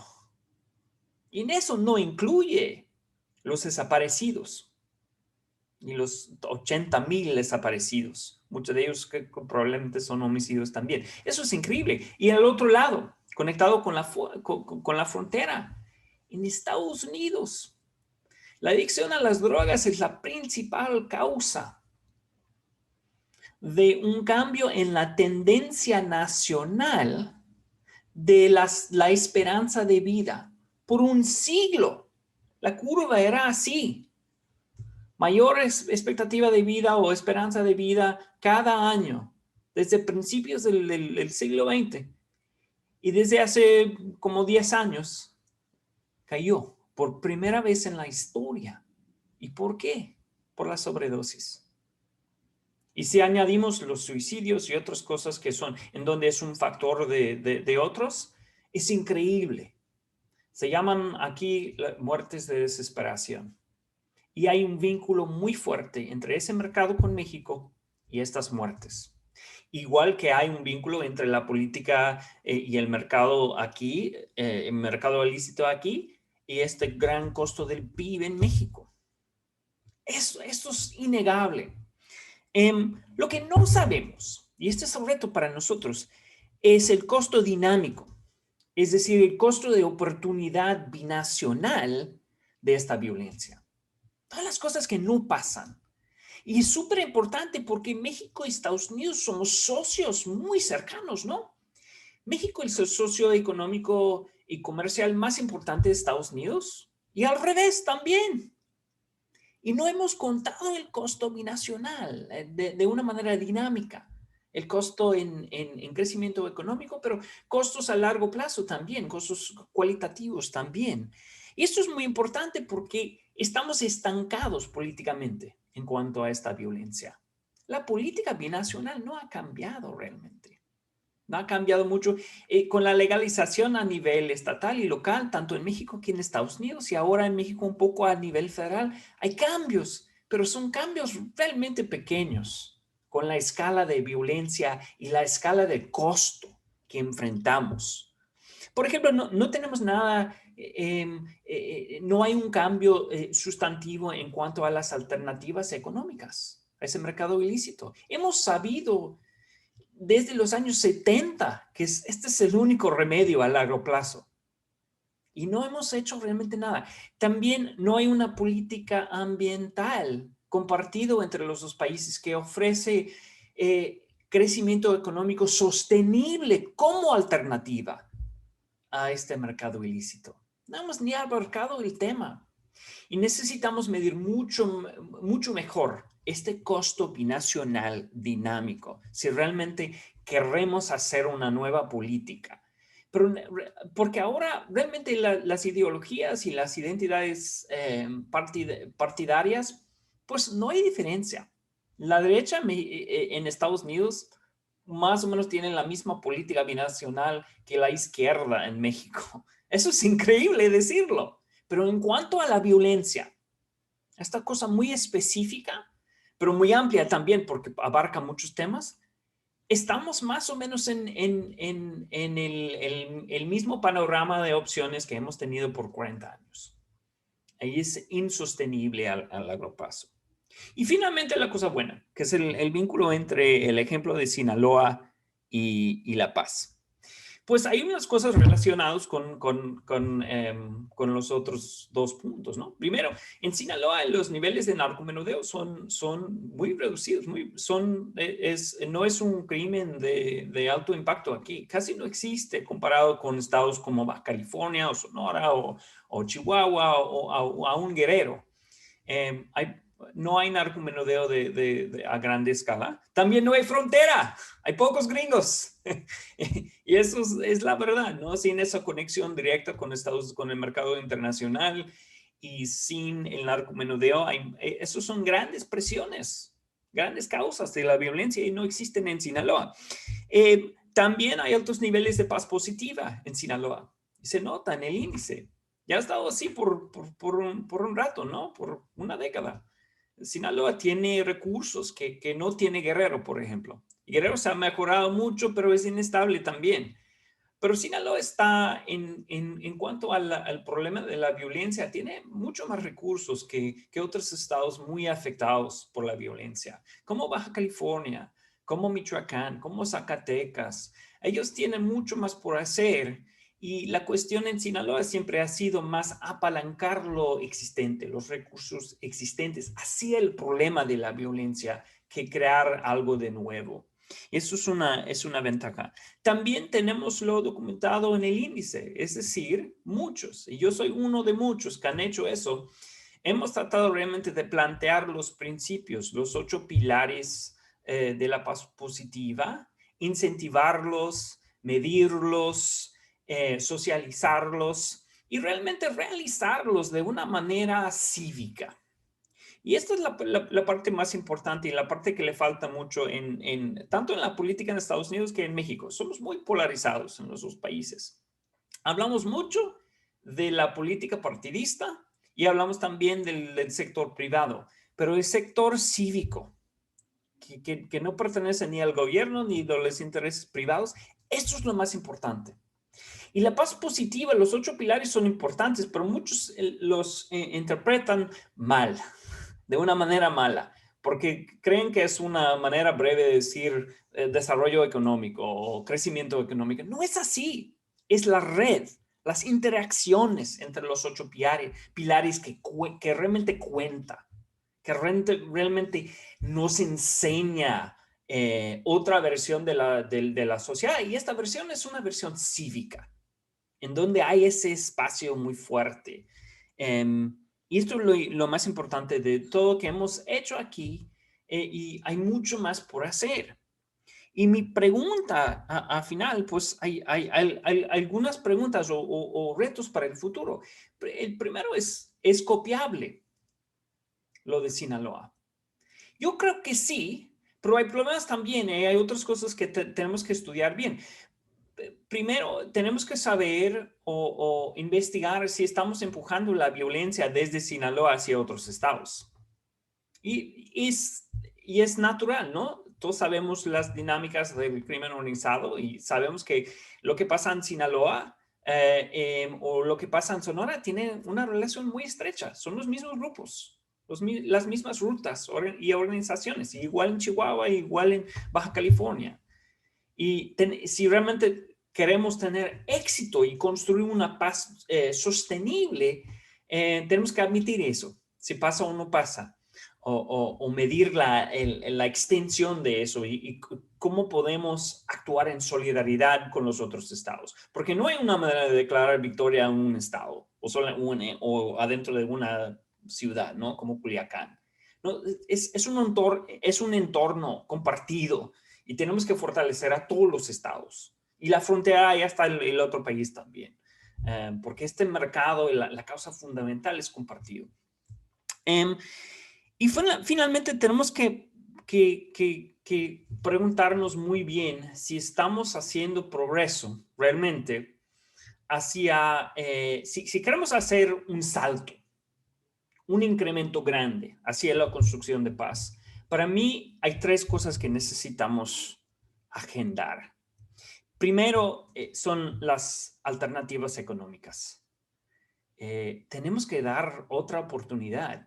Y la cosa con el fentanilo y la transformación del mercado ilícito para las drogas es que los propios grupos del crimen organizado están abandonando regiones históricas, como la Sierra de Sinaloa. Y la cuestión es, ¿qué va a pasar? Porque si crecer o crear amapola o marihuana no les vale, si abandonan a la sierra, ¿qué va a pasar? Lo que está pasando ahora es un robo enorme de recursos naturales y un caos. Desplazamiento forzado a nivel masivo y un abandono. Y tenemos que llenar este desfase, ¿no? Ofrecer a esta gente otras opciones. Y siempre ha sido así desde los años 70, pero es urgente ahora porque hay una transformación en esos mercados. Esos grupos están trabajando en drogas sintéticas, pero también se han mudado. Si estudiamos Sonora, uno de los estados en donde hay mucha violencia y ha crecido dramáticamente, ¿qué están haciendo las bandas del crimen organizado allá? Han hostigado a todas las minas. ¿Qué pasa en la Sierra de Sinaloa? Esos grupos están involucrados con el robo de madera, de otros recursos naturales. Entonces, es muy importante pensar así siempre en las alternativas económicas. Segundo lugar, necesitamos una política ambiental. Porque ahora sí estamos usando modelos del siglo XX de crecimiento económico, crecimiento totalmente insostenible, que no crea realmente un ambiente sano, una visión hacia el próximo siglo, ¿no? Realmente no estamos resolviendo nada. Y finalmente, y esto es muy importante y tal vez es el más difícil, aún más difícil que la política ambiental, es la justicia. Tenemos más calma. Pero si platicamos con los familiares de los desaparecidos o de los asesinados y de las víctimas, de todos esos datos que hemos estudiado cuantitativamente, hay poca justicia. Poca justicia. Y la justicia no tiene que significar condena perpetua, pena de muerte o cosas punitivas. Puede significar la verdad y algunas medidas restaurativas o cosas un poco más negociadas que esos otros modelos. Pero justicia, a final de cuentas, si no hacemos progreso en eso, no hay progreso de largo plazo con la paz. Entonces, en resumen, o mi conclusión es que el índice, los resultados pues es una mezcla, ¿no? Culiacán sobresale por el gran trabajo de mis colegas locales, sobre todo. Culiacán es un ejemplo. Yo creo que es un ejemplo copiable, pero hay mucho por hacer. Y a nivel nacional, pues es deprimente el estado en que estamos, ¿no? Hemos estado muy enfocados en la pandemia y esta emergencia de salud pública, pero hay otra emergencia de salud pública que no se espera todos los días y es la emergencia de la violencia. Y la buena noticia es que es compartida. Y hablando hoy desde Estados Unidos, compartimos ese problema. Lo hemos escondido bajo mucha política exactamente como ustedes, pero existe aquí también. La forma es un poco distinta, pero la urgencia del problema y el gran costo, pues esos son iguales aquí y necesitamos pensar cómo vamos a colaborar en resolver esta situación muy grave. Entonces, muchas gracias por la invitación, como siempre. Gracias, Carlos, por su presentación. Saludos a Adrián, otro amigo del diplomado, y pues gracias por el tiempo. Al contrario, Everard, aquí una disculpa nada más, Adrián, por el tiempo que... bueno, lo presento aquí. Muchas gracias, Everard, por compartirnos todos estos, sobre todo tus comentarios al respecto y lo que nos recomiendas también y lo que preguntas y contestas a la vez. Quisiera presentar también otro amigo y que la verdad que tenemos mucho tiempo que hemos estado en el mismo camino, muy preocupados, interesados y trabajando en el tema de la construcción de paz, como es Adrián López. Adrián, la verdad que muchas gracias por acompañarnos el día de hoy. Nos has estado acompañando mucho tiempo desde que yo estoy aquí hace 5 años. Has sido también, como te digo, uno de los principales aliados que has estado trabajando mucho desde tu ámbito donde tú estás como director general de Noroeste, el tema de seguridad, pero también como ciudadano en la construcción de paz. Entonces, la verdad agradezco mucho el poder estar trabajando juntos y sobre todo por nuestra ciudad y pues adelante, aquí si nos puedes compartir tus comentarios respecto a estos resultados. No, hombre, pues al contrario, yo muy honrado de acompañarlos. Saludos a todos, Carlos, Everard, Javier. Híjole, con sentimientos muy encontrados también con este índice, ¿no? Igual que Everard, en el sentido de que creo que hay cosas para enorgullecerse y cosas para construir y seguir construyendo. Pero también, y creo que este proceso electoral en específico nos deja también con un sabor de boca muy agridulce, ¿no? No solamente a nivel Sinaloa, sino a nivel nacional. Es documentada la elección más violenta que hemos tenido en la historia, en términos de agresiones a candidatos, de intimidaciones, etcétera. Y creo que eso es un mal augurio, independientemente de cómo haya sucedido y en qué territorios han sucedido, porque habla también de una diversificación en nuestras violencias, ¿no? En una dinámica de nuestras violencias. No es que no existiera antes, sino que sí creo que vimos otras líneas cruzadas en esta elección en específico. De entrada, celebrar siempre que Sinaloa ya no esté en los primeros lugares del índice en términos de violencia, o bueno, no en los últimos lugares más bien. Esa media tabla sabe a podio siempre, ¿no? El hecho de no estar en los lugares más violentos, y eso evidentemente pues está muy agarrado de pues la reducción muy significativa en el homicidio doloso, y eso siempre habrá que aplaudirlo y habrá que agradecerlo.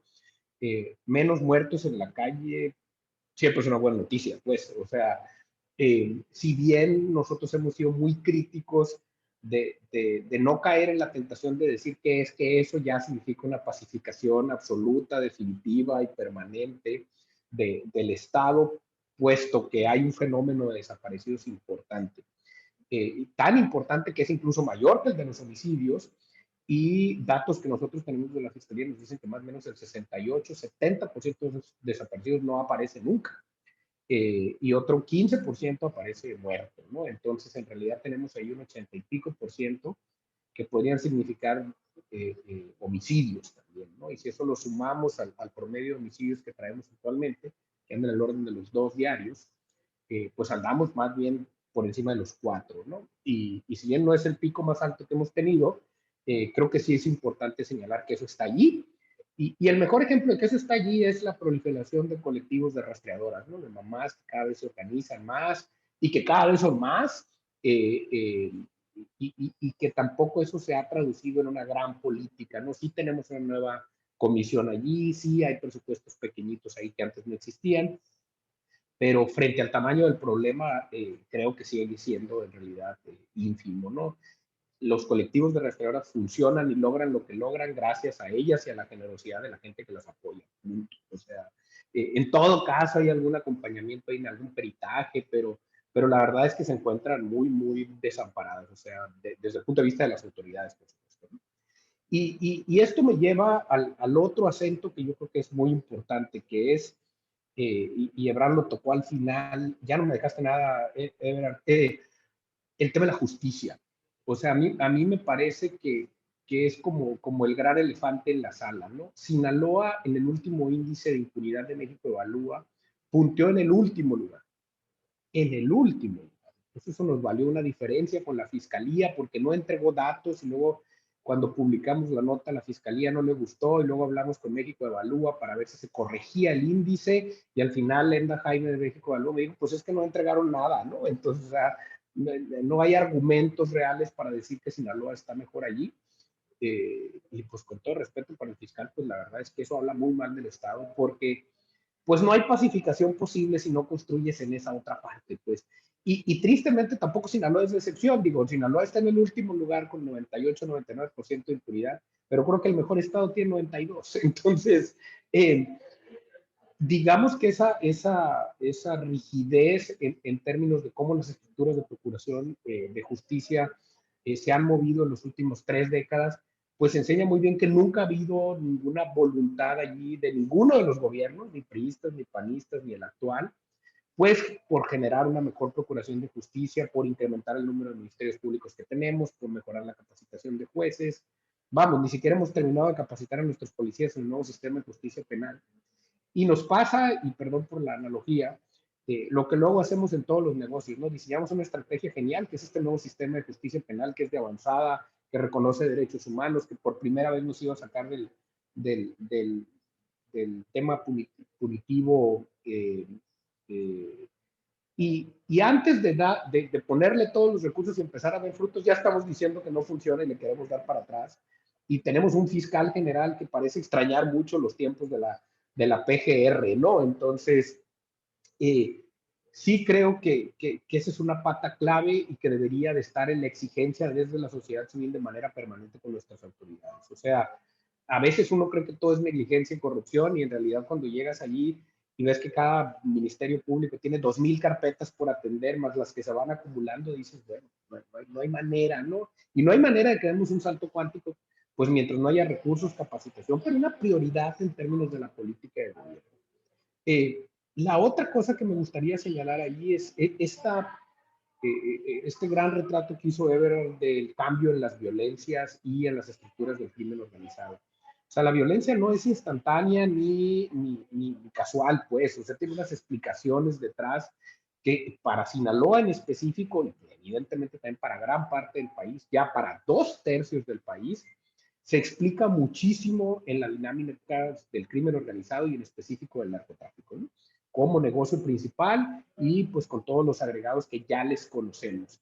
Y cada vez más claro en términos de cómo hay una diversificación de estos grupos del viejo narco corporativo de exportación, cuando la marihuana era su principal producto de exportación, a pues una dinámica más pulverizada donde la heroína sigue siendo el producto de exportación, pero pues eso requiere mucha menos mano de obra, un volumen mucho más pequeño, un mercado también mucho más inestable. O sea, un heroinómano, un adicto a la heroína, te dura como cliente mucho menos que lo que te dura un marihuano, ¿no? Perdón que lo diga así. Entonces hay un tema ahí que además ya está levantando alertas enormes en Estados Unidos, el tema de la crisis de los precios, ¿no?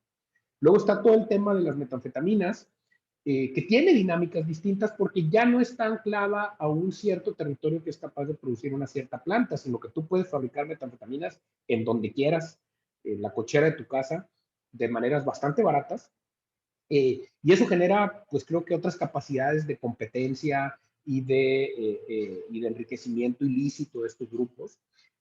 O sea, un cártel que distribuye metanfetaminas en la Ciudad de México ya no tiene por qué preocuparse por no poder sembrar marihuana o amapola, ¿no? Tiene acceso a esa otra cosa y si además, por usar el ejemplo de Unión Tepito, pues tiene mercados ilegales enormes de moda, de tenis, de autos, de prostitución, etcétera, pues se convierte en un ente criminal con un poder adquisitivo fuerte y con un poder de presión, de chantaje y de violencia muy, muy fuerte, ¿no? O sea, crimen organizado, digamos, ya no al clado de los viejos cánones narcos de Sinaloa, Michoacán, Guerrero, etcétera, ¿no? Y en esa lógica también creo que es donde yo pondría dos conceptos ahí en el centro muy importantes. La noción de territorio, como una lógica de control, de gobernanza, de gobernabilidad, de seguridad, de comunidad incluso, y la noción de ese mismo concepto, pero visto desde el cártel como plaza, o sea, como un lugar que yo me tengo que apropiar, y entonces para apropiármelo, a diferencia de cuando tenía que apropiarme la ruta, implica o demanda unas dinámicas violentas distintas, ¿no? La ruta implicaba corrupción, implicaba sobornar a un general, un agente aduanal, pero era una ruta. No implicaba un control permanente de la ruta, incluso implicaba que tal día, a tal hora yo pudiera mover mi mercancía por allí o a ciertas personas por ahí. Y la lógica de la plaza implica controlarlo permanentemente 24/7, porque incluso no solamente hay que controlarlo, hay que protegerlo de otros posibles enemigos o de la autoridad, etcétera, ¿no? Entonces, esta lógica, digamos, de la pugna permanente por el territorio creo que nos lleva a otras dinámicas también violentas y de corrupción que pueden ser preocupantes y que no necesariamente se expresan de maneras violentas como estábamos acostumbrados a que se expresaran.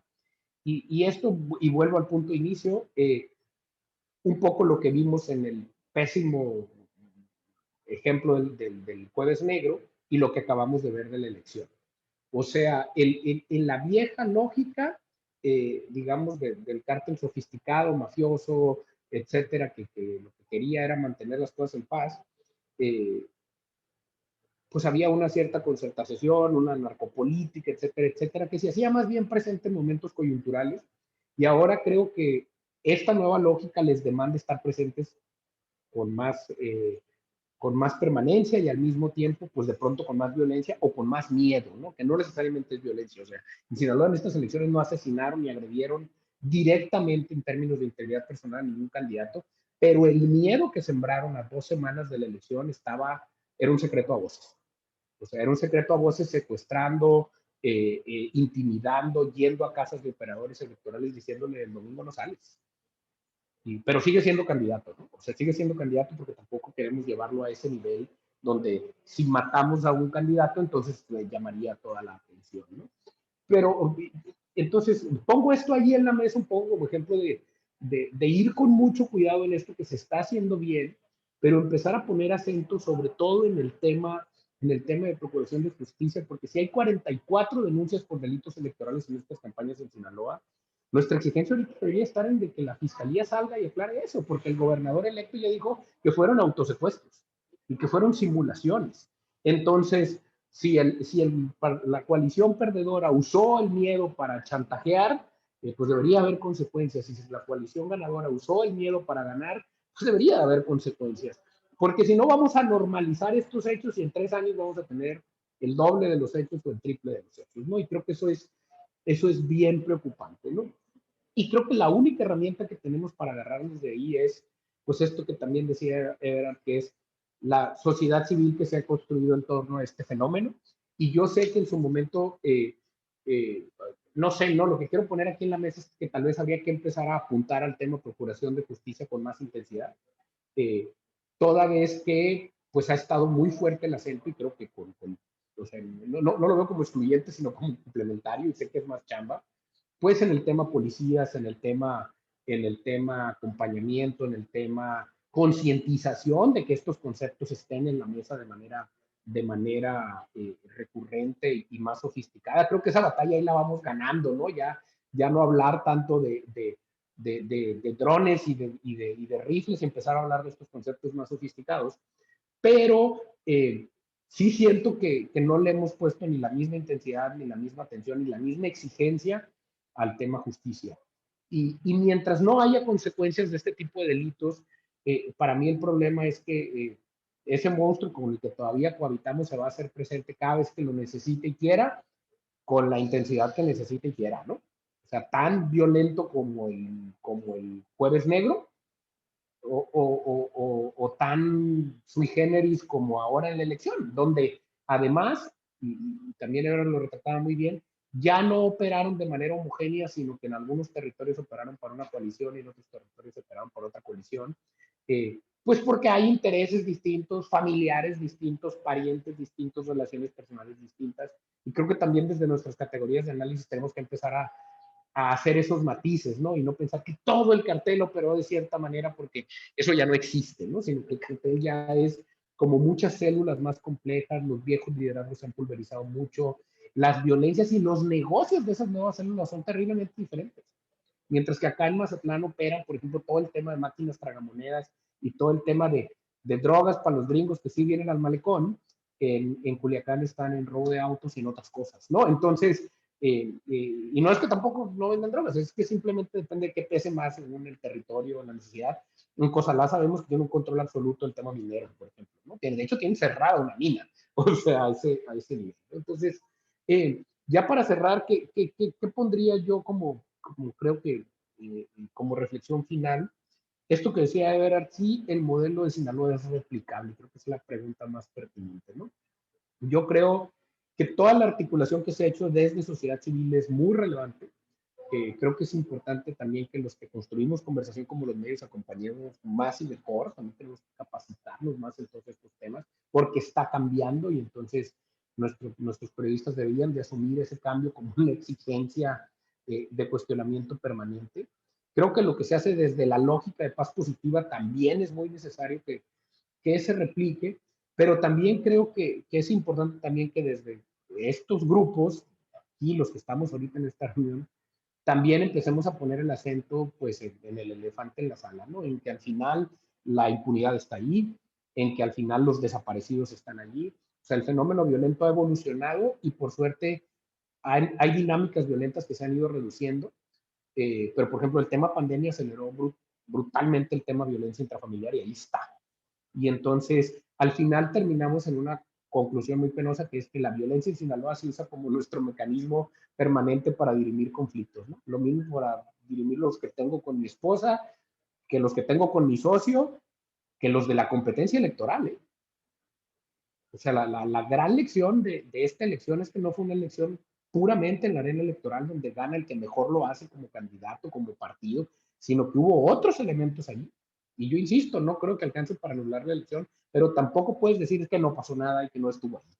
Estuvo allí de manera permanente. Yo creo que Morena igual hubiera arrasado en Sinaloa, no sé si con 24 puntos y eso no hubiera estado.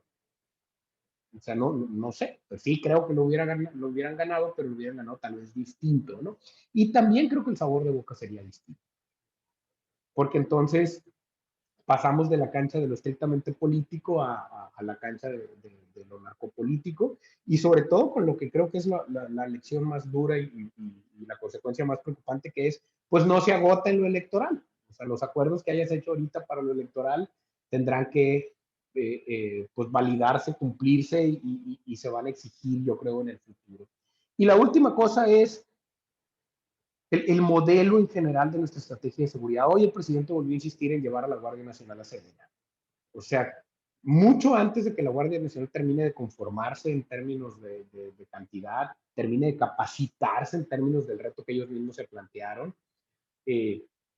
ya hay una clara idea en el gobierno de que lo mejor es ni siquiera simular el camino civil, es ir completamente por el camino militar. Y ese modelo pues lleva 40 años y ya sabemos que no funciona. O sea, bueno, ya sabemos que nos tiene aquí, ¿no? Al final, entonces, y México no se está haciendo más pacífico en general.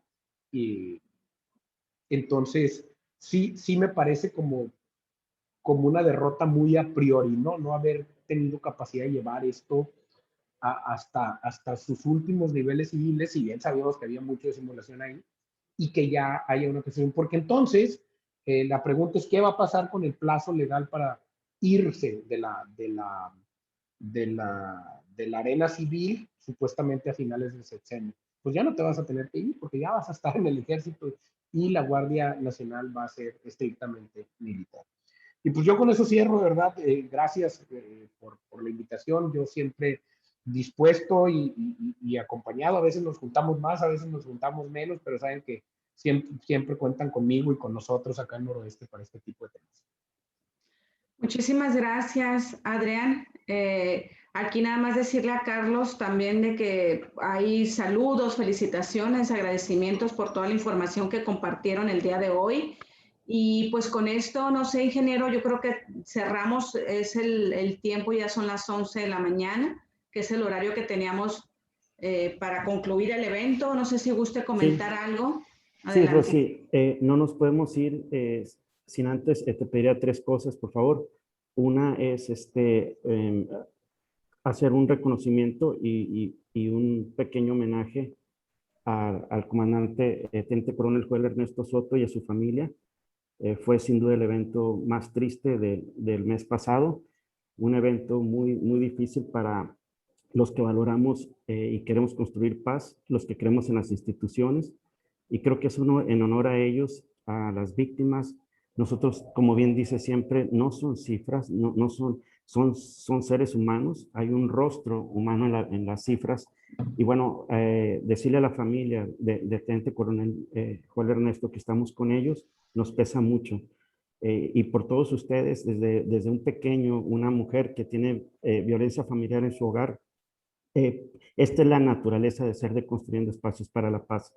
En segundo, reconocer a todos los ciudadanos que ayudaron a que hubiera paz en las elecciones, que creemos en la democracia, al más de 1.400.000 ciudadanos que estuvimos en una casilla, más los millones que votamos, rechazamos, como hablamos en este programa, a quienes no quieren ese camino. Nosotros pusimos el ejemplo como ciudadanos que nos levantamos temprano a poner urnas, a salir a votar con alegría y concuerdo. Pedimos a Fiscalía Federal en el caso del INE y estatal en el caso de las elecciones locales que no permitan que el miedo y la violencia sean parte de este sistema democrático electoral. Coincido, no puede haber paz si no hay justicia, no puede haber perdón, no puede haber compasión si no hay justicia. Entonces, coincido con Adrián, tenemos que ahora trabajar con el Departamento de Justicia y la parte judicial. Y por último, agradecer a Carlos y a Everard. Ustedes desde la academia, desde la investigación, nos indican qué caminos debemos de seguir y estamos tratando de aplicar todo lo que nos enseñan. Y agradecer a Adrián. Adrián, muchas gracias por todo el espacio. Tú representas al gremio periodístico que todos quisiéramos tener, el valor, la valentía, la ética, pero sobre todo, Adrián, quienes recurrimos a ti, a Noroeste, siempre tenemos un espacio para publicar la participación ciudadana. Esos espacios, si lo traducimos a un valor económico, no tuviéramos, Adrián, a veces los fondos para que poder publicar y comunicar a la sociedad lo que quisiéramos. Gracias a tu periódico que generosamente nos abren espacios que no pudiéramos pagar con nuestros presupuestos. Mil gracias, Adrián, por esa ética y ese corazón, y sobre todo a todos que no nos escuchan, a toda la parte cívica que dijo Everard, que hacemos esto. Rosy Escuanto, seguiremos trabajando en honor a las víctimas para que los ciudadanos democráticos que creemos en las instituciones sigamos construyendo este magnífico estado y este gran país. Claro que sí, ingeniero, gracias. Gracias por compartir sobre todo estos 3 temas que efectivamente creo que sí nos dolió la pérdida del director Joel Ernesto Soto. También el que haya compartido y sobre el tema de las elecciones, efectivamente creo que un derecho que debemos de seguir promoviendo en cada una de las elecciones y promover que sean pacíficas. Y solamente comentar rápido algo que dijo Adrián, que creo que nos hace falta seguir cuestionando más. Y no solamente los periodistas o comunicadores, sino yo creo que las y los ciudadanos tenemos que seguir cuestionando todo lo que sucede aquí en nuestra ciudad. Entonces, con esto cierro, envío saludos a las y los policías de aquí de nuestro estado y pues agradezco muchísimo, Carlos, tu participación, a Everard y a Adrián. Muchísimas gracias a todos los que nos acompañaron hasta ahorita. Hasta luego. Saludos, muchas gracias a ustedes. Abrazo, Javier, Rosy. Sí, gracias y a todos quienes nos acompañaron hoy. Mil gracias.